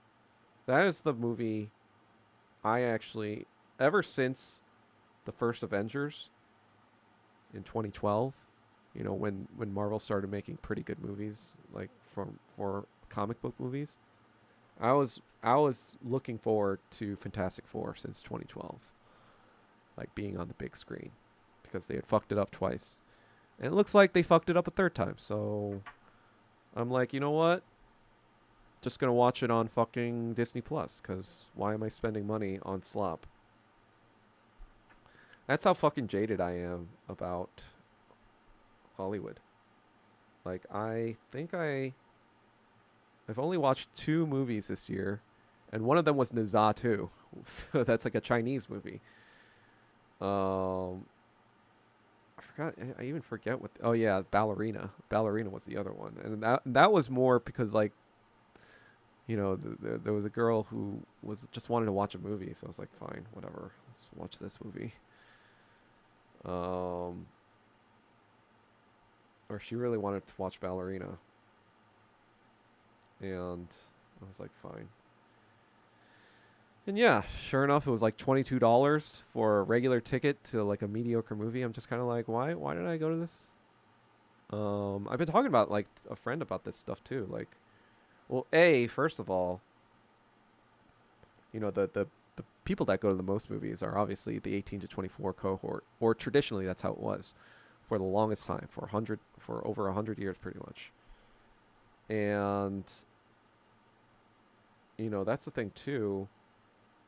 If you're not capturing those young people early into like a movie going thing, you're not onboarding your primary customers.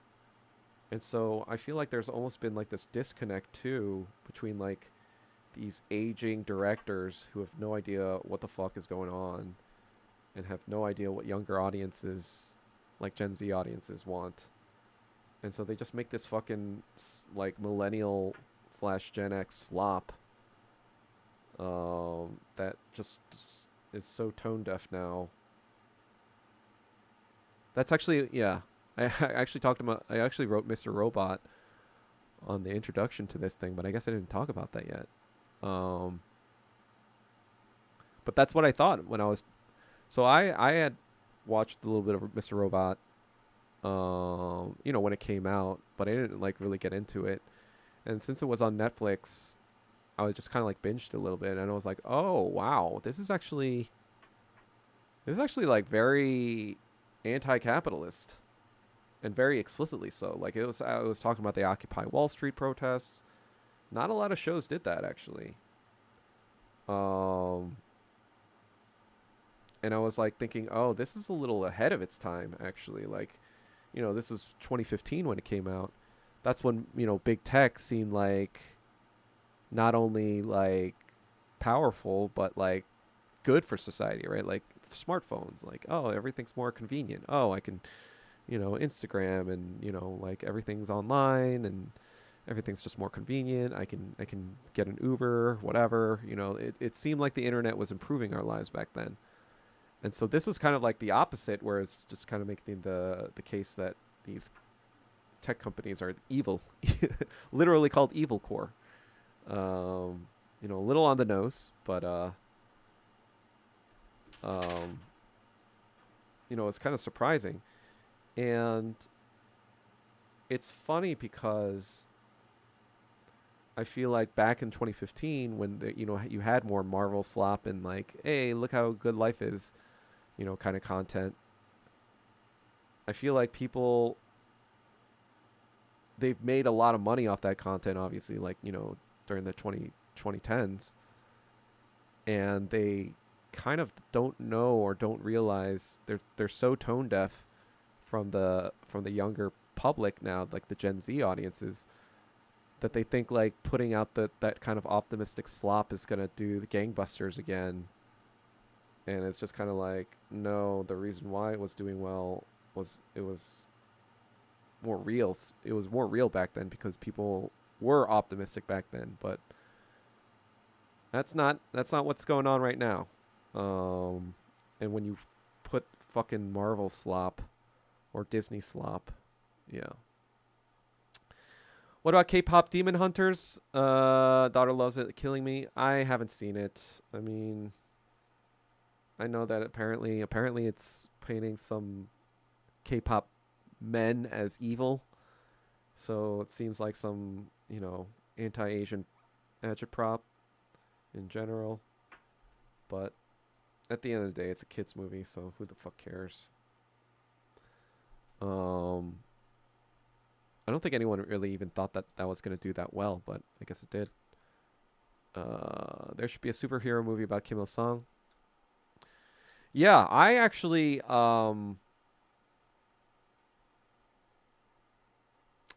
was thinking when AI came out. I'm out of Hollywood obviously, but I'm trying to make you know I'm trying to produce some other content with some friends. But down the line, if AI technology gets really good, I want to make a biopic about Kim Il Sung. He wrote With the Century, which is like 9 volumes. He meant to do it about his whole life, but he died before he was able to finish it. So it really only goes up to 1945, I think. I have yet to read his autobiography. But I was always planning on doing with AI because I was like, oh, this is a movie that nobody is ever going to make. Well, I guess North Korea can make it now too, but with AI and stuff like that. But I'm just thinking like, in the rest of the non-North Korean world, it'll never get made unless, somebody makes it with AI. Right? They're never going to get like actors or whatever or like a big production thing to get, real live action Kim Il Sung on screen. So you kind of have to use AI to kind of get that. And AI will be a lot more accurate, right? AI will use his actual face and rendering and whatever. So that'll be pretty cool. Um, So that would be kind of like what I'd want to work on in the future once AI gets to that point where it can recreate all that stuff. So that is actually something I was planning at some point in my life as a creator, but not in the current situation. Last movie I watched was The BB Files. Oh, is that a documentary on Satan? It is Scourge on my eardrum. Oh, she plays the soundtrack a lot, I'm sure. Well, I mean, I don't know what to tell you. Get a new daughter. I couldn't care less about superhero slop. Can't even bring myself to use the energy to hate on it. I mean, that's also the thing, too. Like, I feel like, you know, capitalism always ruins a good thing. Because what ends up happening is that people see all the money people are making from superhero movies and they want to copy it, copycat. They think, oh, if I make a superhero movie, then I'm going to get a lot of fame and recognition and whatever, blah, blah, blah. And then all the studios start doing it. And then everything is a fucking superhero movie. And then they're like, well, now that everyone is just going to these things all the time, now we can insert our retarded politics into it, and people will still watch it and pay us money, and we'll not only make a lot of money, but we'll look progressive and cool and be the change of society. You know, this is what they're telling themselves, like fucking idiots. And then just fucking make slop, because now entertainment, you know, people don't pay money to be preached to. They pay money to fucking forget about their problems for 2 hours and just like watch a movie. So, yep, that's what happens with capitalism. You just people be in loving with their own farts at the end of the day when they keep making the same slop, and then they get complacent, and then people are like, fuck you, and the crash happens. There's AI North Korean Lord of the Rings I saw on you. Oh yeah, I saw that I saw that trailer as well. I think they're making AI trailers for that. Yeah, plus selling toys and such that are licensed. That's a huge money. You gotta, yeah, that's basically what Disney is. It doesn't make most of its money from film revenue. It makes most of the money from theme parks and merchandise. So that's why Disney just needs to keep the interest level of its IP afloat, which it's barely doing right now. They need to. Yeah, it'll be interesting to see how Fantastic Four does. In my opinion, if Fantastic Four doesn't clear $1 billion, Marvel is finished. I cannot see Doomsday doing that well. They'll probably get like 1.5 for Doomsday. But then, if that's bad too, they might not even clear $1 billion for Secret Wars, because people have checked out. They'll be like, this is fucking garbage now. I actually think they might not, you know, if they don't clear 1.5 for Doomsday, that's like, I think Disney is in deep doo-doo. Well, because their Pixar movies have been flops too, except for, I guess, like their big flagship Inside Out or whatever, or their, you know, their bigger IP, I guess. Yeah, that's what I'm talking about, the James Gunn, the quirky humor. I'm like, yeah, that like works the first couple of times, but then people are like, yeah, we've seen this shit now. It's just like, it's not funny anymore. It wasn't really even funny back then. It was just kind of like, huh. Oh yeah, I am a superhero. You know, I do superhero things, huh? Isn't that cool? And it's like, all right, that's funny. But then, like, you know, when you see the 10th person being like, huh, I guess I am a superhero. It's like, fuck you. Shut the fuck up. Nobody cares that you're a superhero. Just fucking do your superhero shit. And stop preaching to me, you dumb fuck. Um, like, and I'm sorry, but the whole Superman fucking character needs to be retired. Like, it's just not an interesting character. You just made him too OP. You know, maybe back in 1939 when superheroes were first starting out, and you kind of needed to make him OP to like make him interesting. Like, oh yeah, wouldn't it be cool if the guy could just fly and shoot laser beams out of their eyes and be super strong, whatever, and like have every single fucking power. Like, wouldn't it be awesome to be Superman? So yeah, back in 1939 when superheroes were new and it was a cool idea or concept.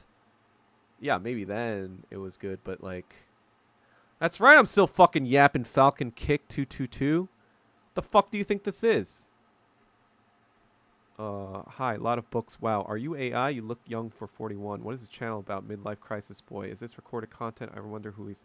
I'm not. I'm yapping to myself. Dumb fuck.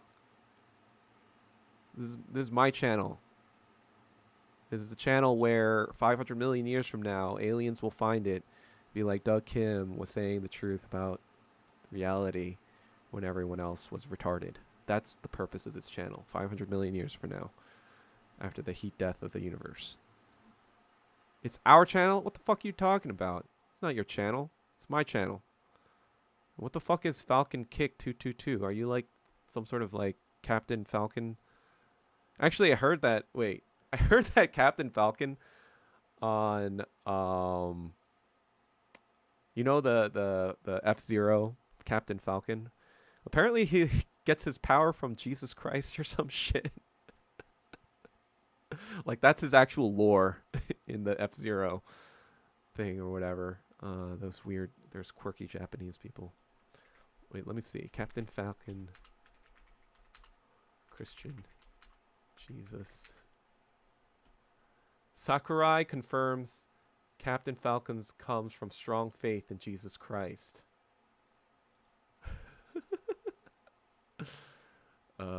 Kyoto, Japan. Super Smash Brothers creator finally announces that the fan favorite Captain Falcon gets his powers from strong faith in Christ. I always knew he worshipped our eternal Savior. The only true explanation for a Falcon Kick of that power is inspiration from his divine sacrifice. So, Captain Falcon 2022. That's you. What do you mean? Thoughts on anything strange? What's anything strange? Is that a thing? Do we live in the most brain dead culture of all time? Superman destroying someone's sperm count with his X-ray vision. The Green Arrow OP. Hello. Hello, Green Arrow OP. Haha.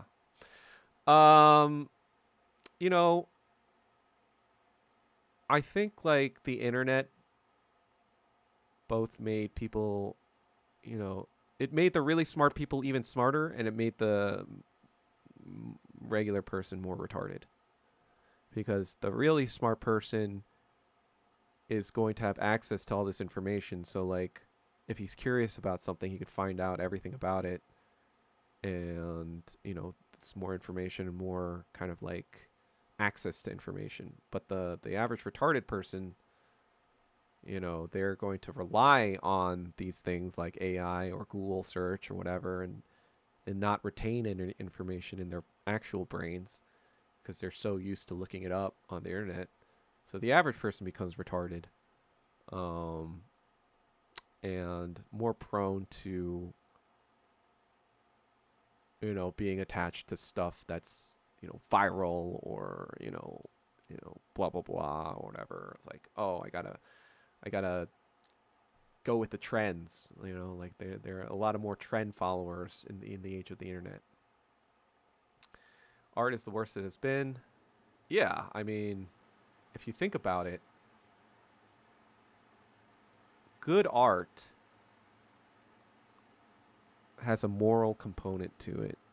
I'm gonna get philosophical, I guess, because since I've been reading a lot of Hegel and Kant recently. But it's all like as an artist too. I've always thought this as well. It's just kind of like good art is showing kind of like what the world is, like the truth of what the world is, and also showing the difference between the true reality of this world and showing the difference between that and what an ideal world could look like. And so art falls into kind of like two sorts of tracks, which is like tragedy and comedy. Tragedy, and they're both kind of the same thing. Tragedy is like, oh, what should have been, like, oh, like it sucks that this happened, right? Comedy is like, oh, it's kind of interesting it's like that instead of like this, It's kind of like, but the interesting thing is that it's different. There's a delta, and you're kind of like being like, oh, why isn't it like this? Like a lot of stand-up comedy is like pointing out like shit that's fucked up, and maybe it shouldn't be like that, right? A lot of stand-up comedy is like that. But then, especially in Hollywood, especially in commercialized art, what ends up happening is you'll have like a good idea, original idea or concept that'll be very popular with the masses. And then what they'll do is they'll just make it into a franchise or a reboot or fucking IP or whatever, and they just like it's a perpetual golden goose situation where they just fucking rape a franchise or an idea until it has no more money to be made from it. That's pretty much happened with fucking Squid Game, right? It just literally just like and I understand why the creator needed to cash out, right? He didn't get anything from his thing, but it was just kind of like so like they made it too obvious, like what they were fucking doing with Squid Game at that juncture. Um, I remember when 2021 when Squid Game came out, there were all these think pieces that said it's about communism. Actually, it's a critique about communism, not capitalism. It's like, what the fuck are you talking about? I think most of the execs probably realized that it was, obviously a thing against capitalism, and sort of made it into this like clownish world to kind of like make it not about that after all. That's why I think like they want to make more content to capture the eyeballs that are like, oh, I got to know what happens to Gi-hun. I have to know what happens to Frontman. I have to know what happens to all these characters I've been ingratiated with. But at the end of the day, they just want to sell you more slop. Like Netflix is probably like, oh, Disney has Marvel and whatever. Well, we have Squid Game, right? This is so popular, it's going to be its own franchise. And yeah, you either die a critique of capitalism or you become the capitalism. You're coming in hot. Well, I mean, there's nothing really to come into. I'm just been yapping for 2 hours, like Falcon Kick said. Being smart is overrated. The Matrix simulation shit is very cool, I must admit. I don't know what you're talking about. What good shit do you want me to say? Makes sense. Trump thoughts? I mean, what is there to think about? Trump has been what he's been forever. He's just a fucking figurehead. That's easily manipulatable, and that's what the CIA has been just using him for the past decade. Tragedy is what happens. Comedy is laughing at it. Yeah, I mean, it's the same thing. Same concept. That's why. It's actually funny in Hollywood for actors. They always say like dying is easy, comedy is hard. Basically saying that acting dramatic and whatever, that's easy, but finding good comedy is hard to pull off. Would I Death Note him? No, I would Death Note other people, but Uh, I don't know. I mean, I'd rather not admit to capital crimes on or get the Secret Service on my ass. So I will refrain from answering any Death Note related questions with politicians. Um, but even then, I don't think I wouldn't see the point. If I had the Death Note itself and I could kill many people,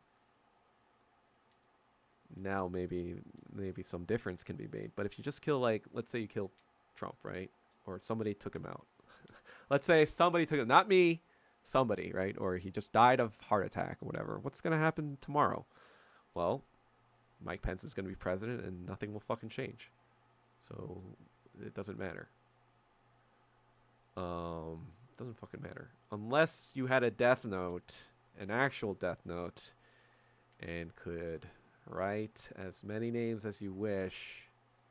Can't really affect anything by that. Kind of like Designated Survivor, right? That's an interesting thought experiment. I thought it was kind of interesting at first, but then it kind of got cheesy.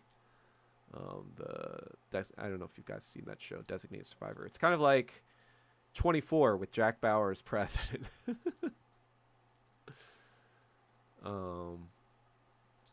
Doug has in a way escaped the main part of the Squid Game.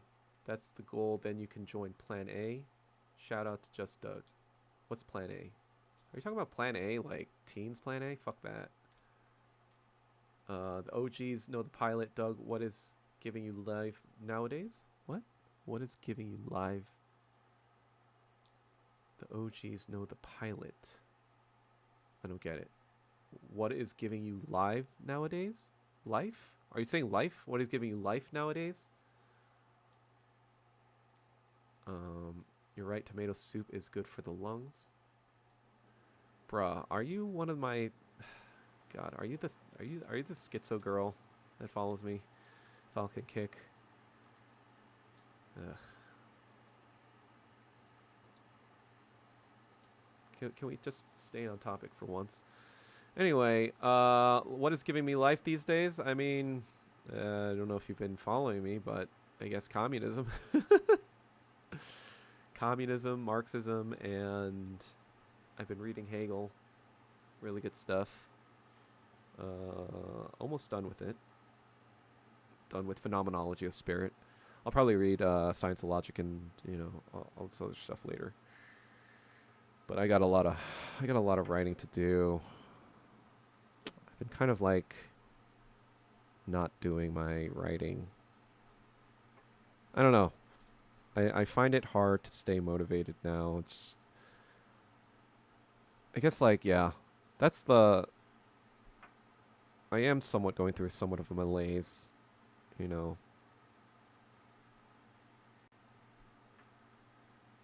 the past couple months. Some not so great things happened, and it's hard to keep doing stuff when you feel like it's not hitting, if that makes sense. And that's why I kind of was over Twitter recently, right? I'm just kind of like, well, if nothing is changing, like if people can just kill children and nobody gives a shit, Like, I guess it kind of also, informs me, back when I was talking about anti-Asian hate and all that stuff, I was just kind of, so angry because I was like, why doesn't anyone care about this, blah, blah, blah. But then after seeing a year and a half of people seeing children getting killed and nothing happening, I'm like, you know what? Maybe this is just a fucking psycho country. And, I felt less bad about that time. Because I was like, yeah, if they're not even fucking doing anything when children are being blown up in front of their faces, why did I ever expect them to care about grandmothers getting beat up by randoms, right?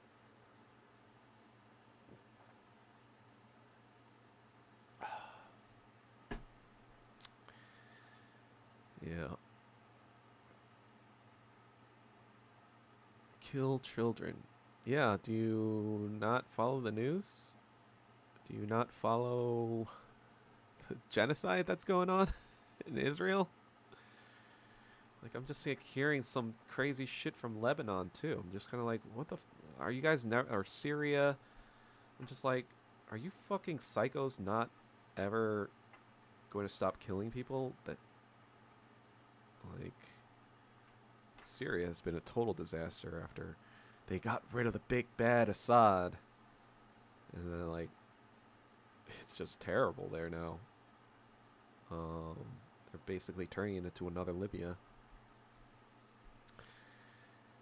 And it's just kind of like Iran is the only place that's showing some sort of balls. Like everyone else, every other country, every Arabic country is like ready to sell out. And it's just kind of like, do people believe in their religions anymore? Like, do people, well, obviously Judaism is obviously fraudulent now.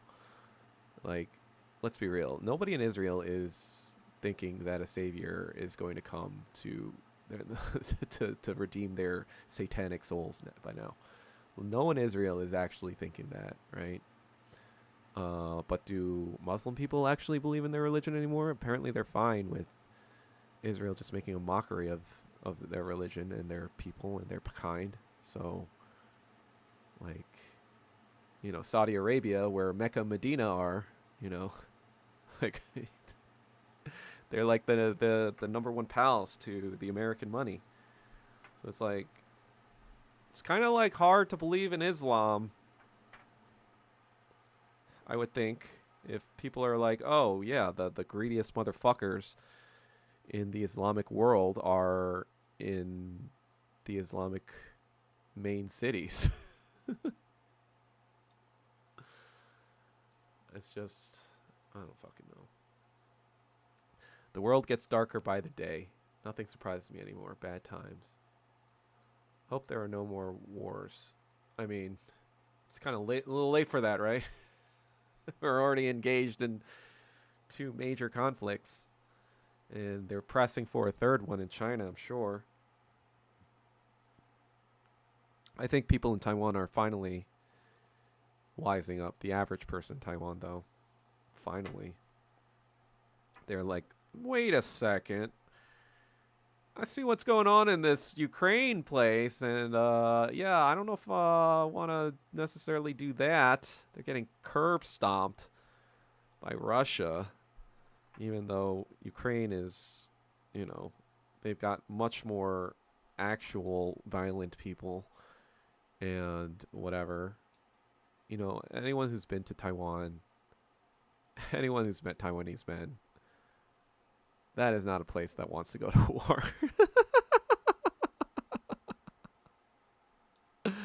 I've said this before, and I'll say it a billion times, but there's like the most bitches per capita in that like for men in that little island. You know, Asian men already get a bad rap for being like, you know, feminine, not feminist, feminine. Um,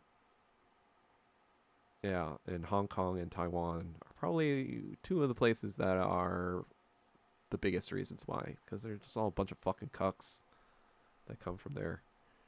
You know, obviously it's not a racial thing because they're Han Chinese.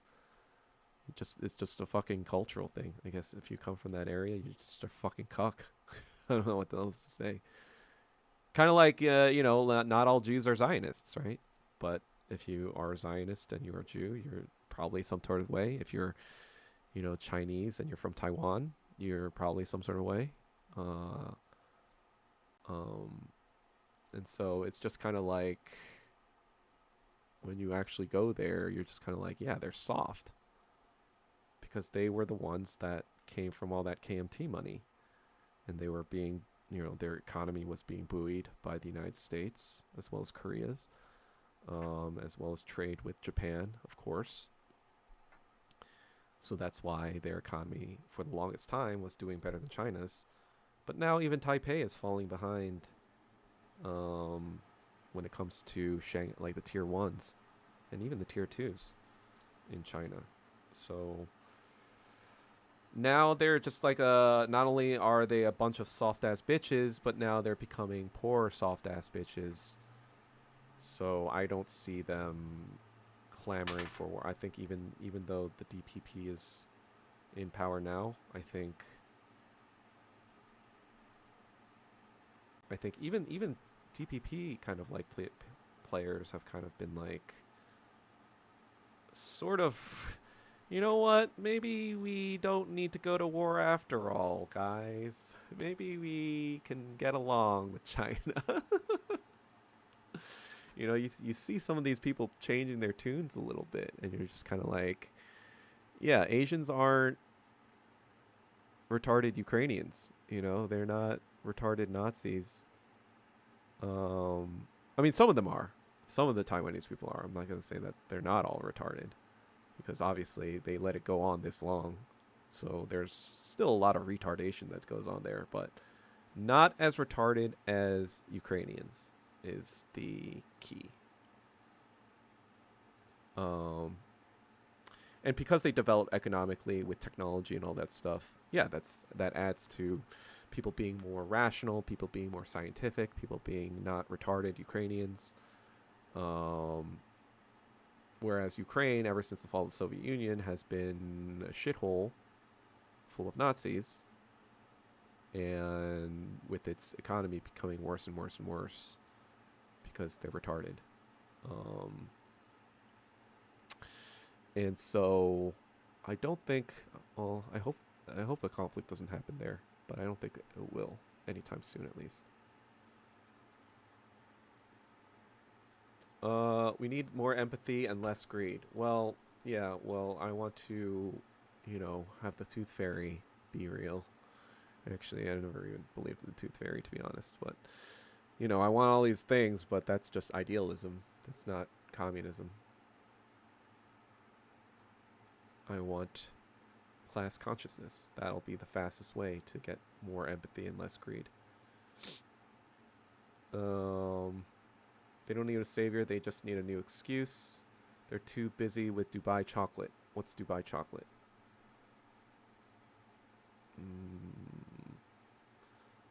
Why are they cucks? Well, Adam, I don't know, because they've been fucking being America's bitch for the past 75 years or so, and they tried to threaten China like bitches, that because they thought big bad America was behind them. So they're a bunch of fucking retarded cucks. Tommy Turtle, something in Chinese. I don't know what that is. I guess I can look that up.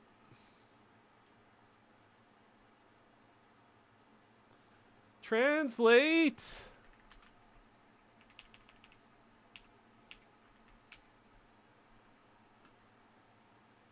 I am Minanese. Oh, well, I don't know what that is, but congratulations. Taiwan is like Japan now, stuck in the 1980s, 1990s. Yeah, I mean, I haven't been to Taiwan ever, but that's what I hear. I hear that it's just kind of like, yeah, it was advanced 30 years ago, but now it's like it was just stuck there. I would bet on Polymarket that the U.S. will not send ground troops there. U.S. Taiwan is a peripheral issue. China Taiwan is a core issue. Yeah. He said he's Taiwanese, I think. Have you ever heard of the podcast Straight Talk with Zhang Yu? Yeah. Zhang Yu is retarded. Yeah, of course. He talks all the time about Taiwan. That's his fucking bread and butter. He's trying to like literally make a career out of talking about Taiwan. That's how much of a fucking retarded grifter he is. That he thinks this esoteric thing that nobody cares about, not even fucking Taiwanese people care about, and that all these people are going to like praise him for being some sort of uniter of this country, for talking about this thing that'll probably just resolve on its own, to be honest, economically. China will do what they've been doing since 1958, since that was like the first straight crisis, I think, or first or second. Yeah, they're going to do the same thing. They're just going to wait it out, because they have no need. They have no need to go in there militarily. So, in my opinion, it's a waste of time talking about that shit because who the fuck cares? Like, oh, I need to know the intricacies of the 228 incident. Like, no. Nobody fucking cares. Nobody fucking cares about the 228 incident. Nobody fucking cares about Chiang Kai-shek and how he was the white terror and like how everyone, even the KMT, hate him now, blah, blah, blah. The regular Taiwanese people hate him now, blah, blah, blah. Nobody fucking cares. Nobody fucking cares about, you know, like the racism and the indigenous people of Taiwan and all this other fucking bullshit nonsense. Yeah, that's all fucking in the past when woke was, you know, actually a thing. But nobody fucking cares anymore. Nobody fucking the average person now is very aware that Taiwanese people are full of shit on the left. It's just, yeah, you try to, you know, parlay your pathetic Mandarin rap career into something, but people in China don't even care about your music there because your music sucks. And I know you were trying to do this whole thing about communism because you're like, hey, look how famous and popular I'll be if I unite the country with my Taiwanese knowledge and blah, blah, blah. And it's like, nobody cares about that either, bro. Nobody fucking cares. I'm just being real, man. Like, he was just like, even when we were friends, he would just fucking like talk all the time about how much money these political streamers were making and blah, blah, blah. And it was like, bro, I don't care. Like, I'm not trying to fucking make money doing this shit. That's what he was trying to do. Like with his straight talk and whatever, he, you know, that's why he had Jackson Hinkle on that first episode, because he thought like, oh, now that I'm friends with these communists who are on the come up, now I'm going to get clout and now I'm going to actually be able to make some money off this thing. Because that's all he's fucking about. He just wants to be able to make money off this fucking thing. Because he was talking about Carl Zaw all the time. He was like, oh man, Carl Zaw's leaving so much money on the table by not doing X, Y, and Z. I'm like, who the fuck cares? Who the fuck cares? Like, he is like Trotsky to the fucking 20 bajillionth degree. And it's so fucking obvious to anyone who's Asian. You know, Asian American especially. But of course the white people don't see it, because they're like, oh, he's talking about China and he's Taiwanese and he's, you know, he knows all this stuff about Marxism and Soviet history, so he must be legit. And yeah, like, yeah, he knows a lot of shit. I'm not going to say that he doesn't. He knows a lot of stuff about the Soviet Union. He knows a lot about Chinese history. He obviously has a better command of Chinese than me, you know, and its culture. So yeah, of course he's a authority figure on a lot of those things. But at the end of the day, it's just kind of like, you know, he talks all this shit, but he lives in Taiwan. And it's like, okay, it's easy to, you know, it's easy to be all these things when there's no risk involved, you know, and to kind of like get on your high horse and talk shit about like Asian Americans who are like having to live in this shit, right? It's like if it was World War II, right? And if I was or if he was an influencer during World War II or right before World War II, and he was talking about all these he was talking like, you know, he was like a Jewish guy who was he was like living in Israel or something at the time, and was like talking shit about all this shit about how Jewish Americans or about Jewish Germans in Germany, they weren't the right, you know, the Jews who could talk about, you know, actual Jewish culture because, you know, they needed to live in Israel or some fucking bullshit like that. I was like, that's what he's fucking doing. He's like fucking like getting on his high horse, living in the safe fucking, you know, country, you know, no risk at all to his life, and acting like he's like this revolutionary who's saying all these risky things about Taiwan and like, oh, you should listen to him about Taiwan, because if you don't listen to him about Taiwan, and like you're not going to get the right info, and you're going to not know the intricacies of the 228 incident, and you're going to fuck it all up, and you know the reunification will never happen because you didn't get that one detail right. And it's like, Okay, bro. Okay. Let's calm down. Let's calm down. Anyway, um the other thing too is like now I'm seeing like a few years ago when we basically had our split, I was like criticizing him for like supporting all these fucking Trotskyite leftists himself, like people he calls. And you know what's funny? He calls it now. Now he's calling them out all out for being Baizu or whatever, and it's just kind of like, oh my god, you are such a fucking piece of shit. You are so like, you're so slimy and fucking pathetic. You have no fucking balls. You have no spine, and you are a fucking like he always acts like this tough guy too when he sees he's like this fucking pudgy ass bitch who didn't even go to like the military service thing. He went to this fucking bullshit like volunteer service whatever, and he was still flabby as fuck. I'm like, what the fuck did you even do for 2 years, dumb fuck? Yeah, if you go to his like actual that's the other thing too. Like if you go to Straight Talk with Johnny, it's just kind of like, you know, you're supposed to have all these more followers than me, and yet nobody wants to listen to what you have to say. I bet you. So I bet you when I was on KTSC, and you know it was doing gangbusters sometimes, like 10K views. I bet you he was seeing that shit, and he was fucking beside himself because the the the episode he was on like barely got any views. So like I'm sure he was just like, because you know he's saying that shit too, because like he would talk about all the time about like how much Carl Oz thing was doing, and you know Plan A or whatever, or Haas. You know, he would talk all the time about the numbers they were making or whatever. So you know that like he saw that and he was just like, ah, people are still like watching Doug over me. The funny thing is like I didn't even like care about that shit. I'm doing me, bro. Uh, you know, I tell my audience all the time like they can go fuck themselves if they don't like what they have to say. And you know, I feel like more people still resonate with that than your bullshit. So, yeah. Love Boat Taiwan. Was he on that shit? What's your opinion on Carl Zaw's opinions?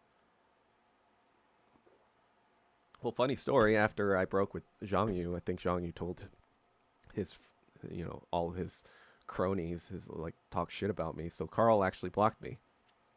I never said anything to him, but he blocked me out of the blue 2 or 3 years ago. So I can't tell your opinion on his opinions because I don't see them. But from what I could tell, from what I can see here, what I've heard from other people, is that he's basically just like a fucking libtard. That you know he's a pro-China libtard is what I hear, especially from other Chinese people. I talked to some people in China who you know can speak English and are pretty into politics and philosophy, and one of them was basically like, yeah, he's just basically like a liberal grifter. You know, knows all the stuff about China that the layman doesn't know, and can speak about Chinese history and whatever. When it comes to his actual politics, it's just very liberal and identity politics stuff or whatever. That's catering to Western liberal audiences. And so, yeah, I mean, I feel like once you've graduated to being pro-China, I feel like he's not that interesting anymore, because it's just like all he's doing is, you know, retweeting, you know, pro-China content. It's like, okay, great, I guess. You know, I'm sure that's fine. I'm not saying that it's a bad thing that he's around doing that stuff, right? Like I'm sure he's getting more of the masses kind of like thinking about being pro-China or whatever. But yeah, as far as anything more complicated than that, if you're looking for more complicated political analysis, he's not someone I would kind of go to. You know, if you want a history knowledge of China and all this other stuff, then yeah, I'm sure his podcast is a great resource for that. But as far as political analysis, yeah, no, that's not something I'd go to for that. So that's what I think about Carl. I also think he's a hypocrite grifter, but That's another thing entirely, I guess, but whatever. Jordan Petersonism. Today I woke up and I realized the answer to life is communism. Well, what made you realize that when you woke up? Ukraine war is treated differently. Uh, treated differently than what? I don't know. Alrighty, it's been 2.5 hours. I feel like y'all can enjoy that. I'll be back on Sunday. Let's see. My order will be arriving 28th. So that is... When's the 28th? Calendar. 28th is a Monday. So I won't be able to stream until the 31st.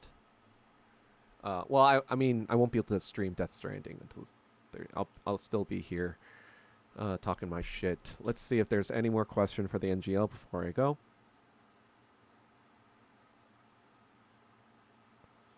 Nope, I don't think so. All right. Feel free to keep asking those questions. You can be as crazy as you want.